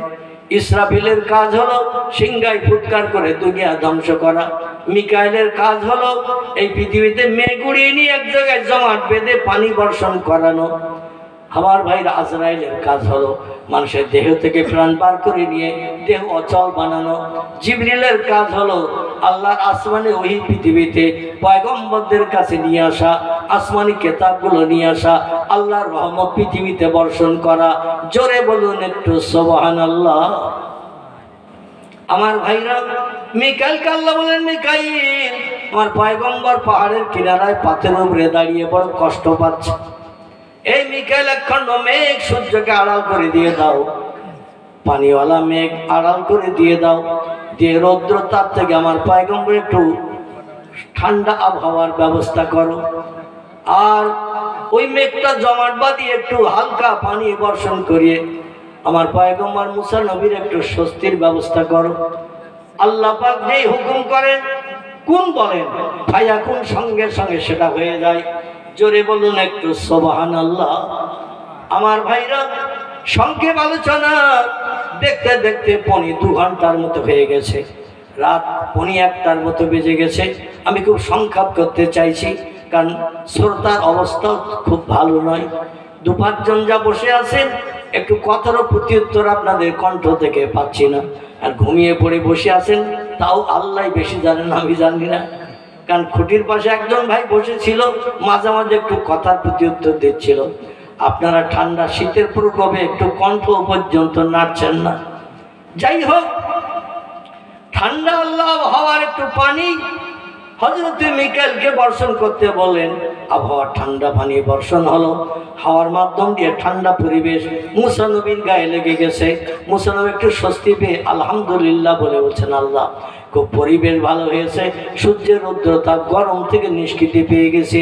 ও আল্লাহ 2-4 ঘন্টা দাঁড়িয়ে থাকতে হলো, এই পরিবেশে দাঁড়িয়ে থাকতে অসুবিধা হবে না, তোমার আসতে দেরি হচ্ছে, আমার কাছে তুমি আসবে, তুমি যে সুস্থ আছো ভালো আছো দেখাবে। আর আমি দেখার জন্য এই পাহাড়ি কিনারায় দাঁড়িয়ে আছি, আর এখানেই তুমি আমারে দাঁড়াতে বলেছো। এখন ঠান্ডা হাওয়া যে মুসা নবীর গায়ের উপর দিয়ে বয়ে যাচ্ছে, ক্লান্ত দেহ মুসা নবী আস্তে আস্তে ঘুমের ভাব, ঘুম তারে ধরে নিয়েছে। আল্লাহ ঘুমরে ডেকে বললো, ঘুম আমার পয়গম্বরে অ্যাটাক কর, পয়গম্বরে ঘুম ধরে নে। মুসা নবী কাঁচের গ্লাসে 1 গ্লাস পানি নিয়ে পাথরের উপরে দাঁড়িয়ে রয়েছেন পাহাড়ের কিনারায়। আর আল্লাহ ঘুমের ডেকে বললো, ঘুম মুসা নবীরে ধর। ঠান্ডা হাওয়া মুসা নবীর দেহের উপর দিয়ে বয়ে যাওয়ার কারণে মুসা নবীর যে ঘুম ভাব লেগে গেল, যেই ঘুমের তন্দ্রা লেগে গেল। আমরাও মাঝে মাঝে বাসে ডান্ডা ধরে দাঁড়িয়ে থাকলো, বাস চলে, ঘুমাই না ঘুমাই না। কথা বলে, বাস চলছে, বাসের সিট পাননি, রড ধরে দাঁড়িয়ে আছেন, বাস চলতেছে, মাঝে মাঝে ঘুমিয়ে পড়ি না সিটে বসে থাকি, বাসের সিটে বাস চলতেছে, মাঝে মাঝে সিটে বসে একজন আরেকজনের ঘাড়ে টলে পড়ি না জানলা দিয়ে ঠান্ডা হাওয়া যখন লাগে দেখবেন ঘুম ধরে যায়। ঠিক বললাম না ভুল বললাম? মুসা নবীর ওই রকম ঘুম ধরে গেছে। আর যেই ঘুম ধরে গেছে, বাসে আপনি বসে আছেন সিটে, আর যেই ঘুম ধরে যায় হাতের থলিও হাতের থেকে পড়ে যায় না, কি পয়সা পড়ে না? রড ধরে দাঁড়িয়ে আছেন, বাস চলতেছে, ঘুম ধরে গেলে হাতের রডও ছাড়িয়ে যায় না, ছাড়িয়ে যায়। মুসা নবীর হাতের গ্লাস যেই ঘুম ধরে গেছে, হাত থেকে যেই সরে পড়ে গেছে। আর তলায় ছিল বড় একটা লম্বা পাথর, যে পাথরের উপরে মুসা নবী দাঁড়িয়েছিলেন। আর আল্লাহ ওইখানেই দাঁড়াতে বলেছেন, বলে ওইখানে তুমি দাঁড়াও, কুমিয়া মুসা ইবনে ইমরান, ওই পাহাড়ের পাথরের উপরে দাঁড়াও। মুসা নবী পাথরের উপরে দাঁড়িয়ে আছেন, আর হাতের গ্লাস, যে হাতের থেকে সরে পানি ভরা গ্লাস যেই পাথরে পড়েছেন, গ্লাস ভালো থাকবে তো? কথা বলে, গ্লাস ভালো থাকবে? কাঁচের গ্লাস পাথরের উপরে যেই পড়েছে, সঙ্গে সঙ্গে ভারী কাঁচের গ্লাস পাথরে পড়ে ভেঙে চুরমার হয়ে গেছে। পানিগুলো সব গড়িয়ে চারিদিকে, সব যেদিকে নিচু জায়গা গড়িয়ে চলে যাচ্ছে। আমার আল্লাহ ডাক দিলেন, ইয়া মুসা, এলহামে আল্লাহ ডাক দিলেন। মুসা নবী তন্দ্রা ঘুম ভেঙে গেছে। আমরা যদি একটু ঘুম ঢোলের ভাব থাকে, আর চিল্লানো আওয়াজ দিলে ঘুম ভাঙে না? জোরে ডাকলে ঘুম ভাঙে না? আল্লাহ ডাক দিয়েছে, মুসা নবী তন্দ্রা ঘুম ভেঙে গেছে। ভেঙে যাওয়ার পর আল্লাহ বলছে, তুমি যে পানি এনেছিলে, তোমার সে পানি কই? মুসা হাতের দিকে তাকে, হাত খালি, নিচের দিকে তাকিয়ে তাকে গেলার ভেঙে পানি গড়িয়ে সারা পাথরের সাথে চতুর্দিকে সব গড়িয়ে নেমে যাচ্ছে। আল্লাহ বলছেন তোমার শখ করে বললাম এক গ্লাস পানি নিয়ে আসবে কাঁচের গ্লাসে করে, তো সে আমি তো যাব তোমার সঙ্গে সাক্ষাৎ করতে, তো সে পানি কই?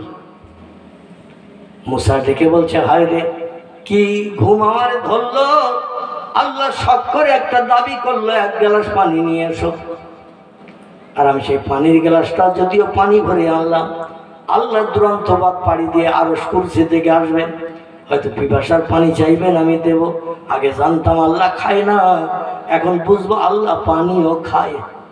আগে জানতাম আল্লাহ ঘুমায় না, আল্লাহ ভালো থাকে, সেটা দেখার জন্য অনুরোধ করলাম।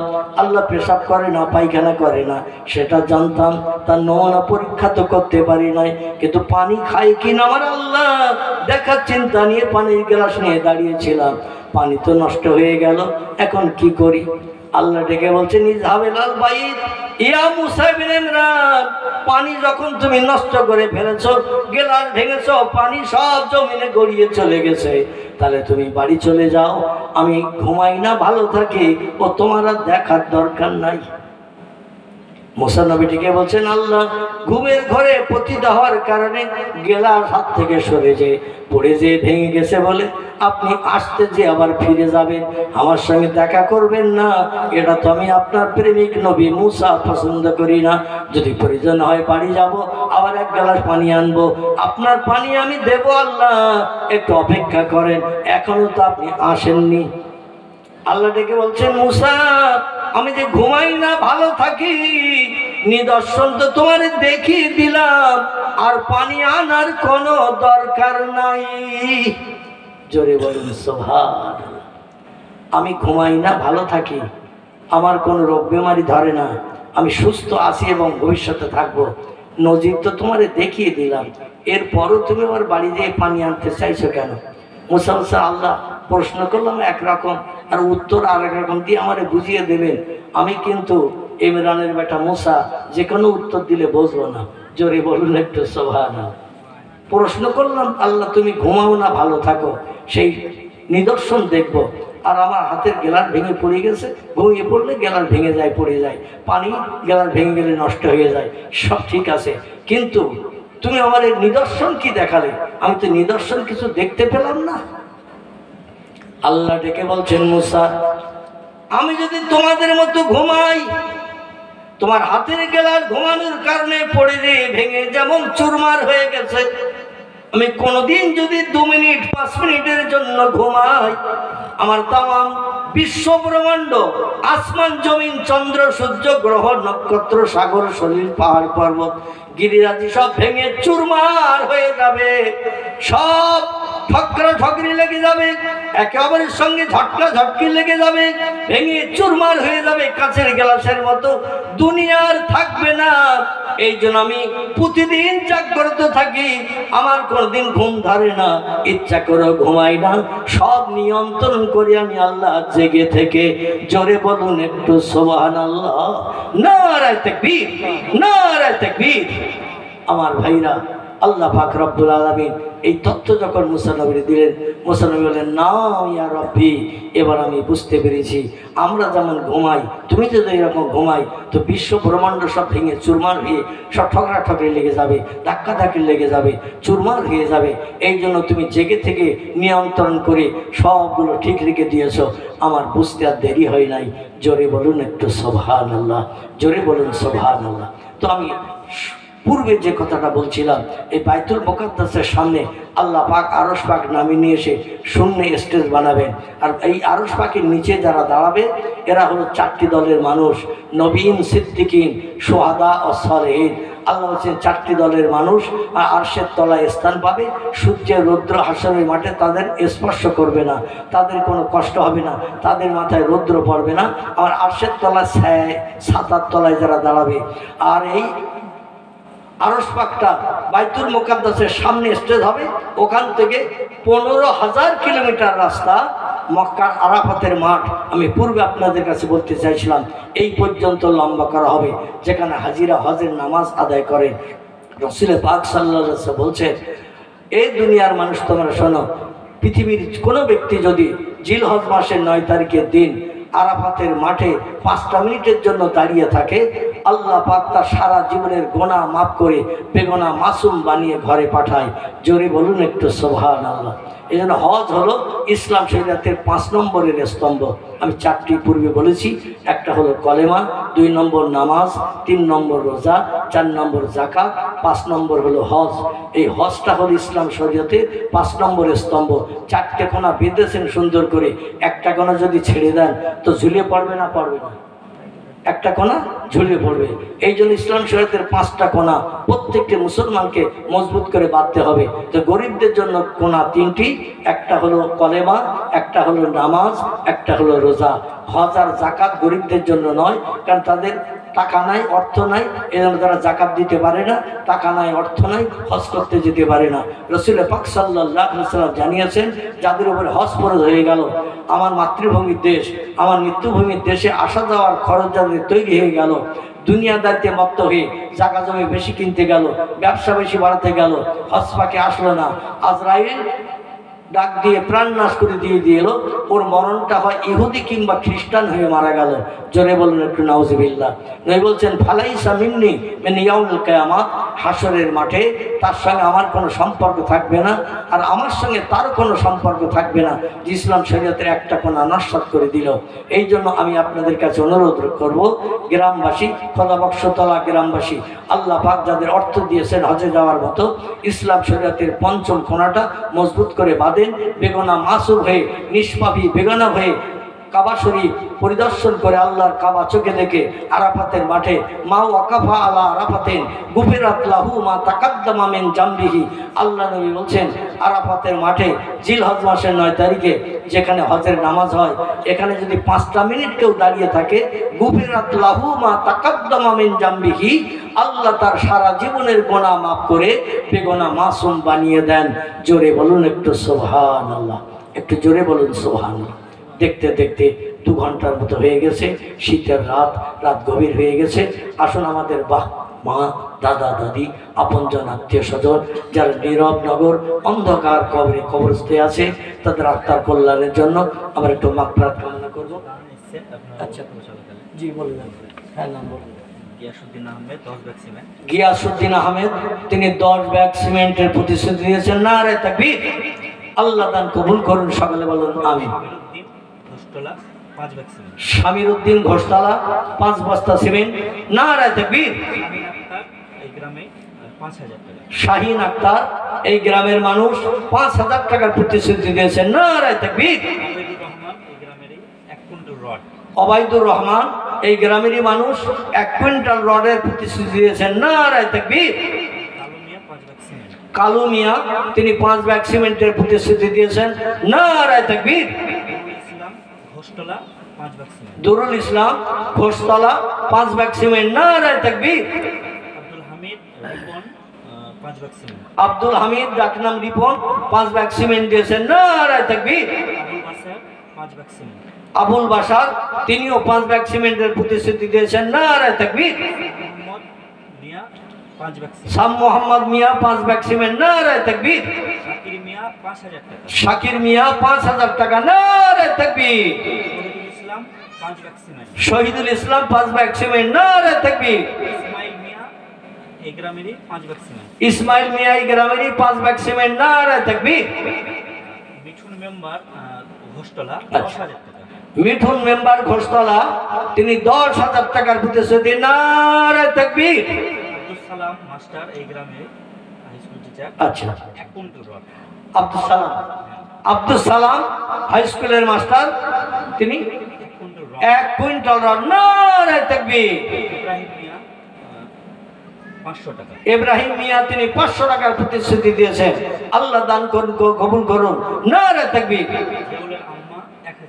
জিয়াউল ভাইয়ের আম্মা 1000 টাকার প্রতিশ্রুতি। নারে তাকবীর। আরেকজন ভাই নাম বলেন না, তিনি দিয়েছেন 500 টাকা। নারে তাকবীর। মেয়ে ছেলেও, একজন মা জননী দিয়েছেন 500 টাকা। মানারুল ইসলাম খোদাবক্সতলা 10 ব্যাগ সিমেন্ট। নারে তাকবীর। সকলে বলুন আল্লাহু আকবার।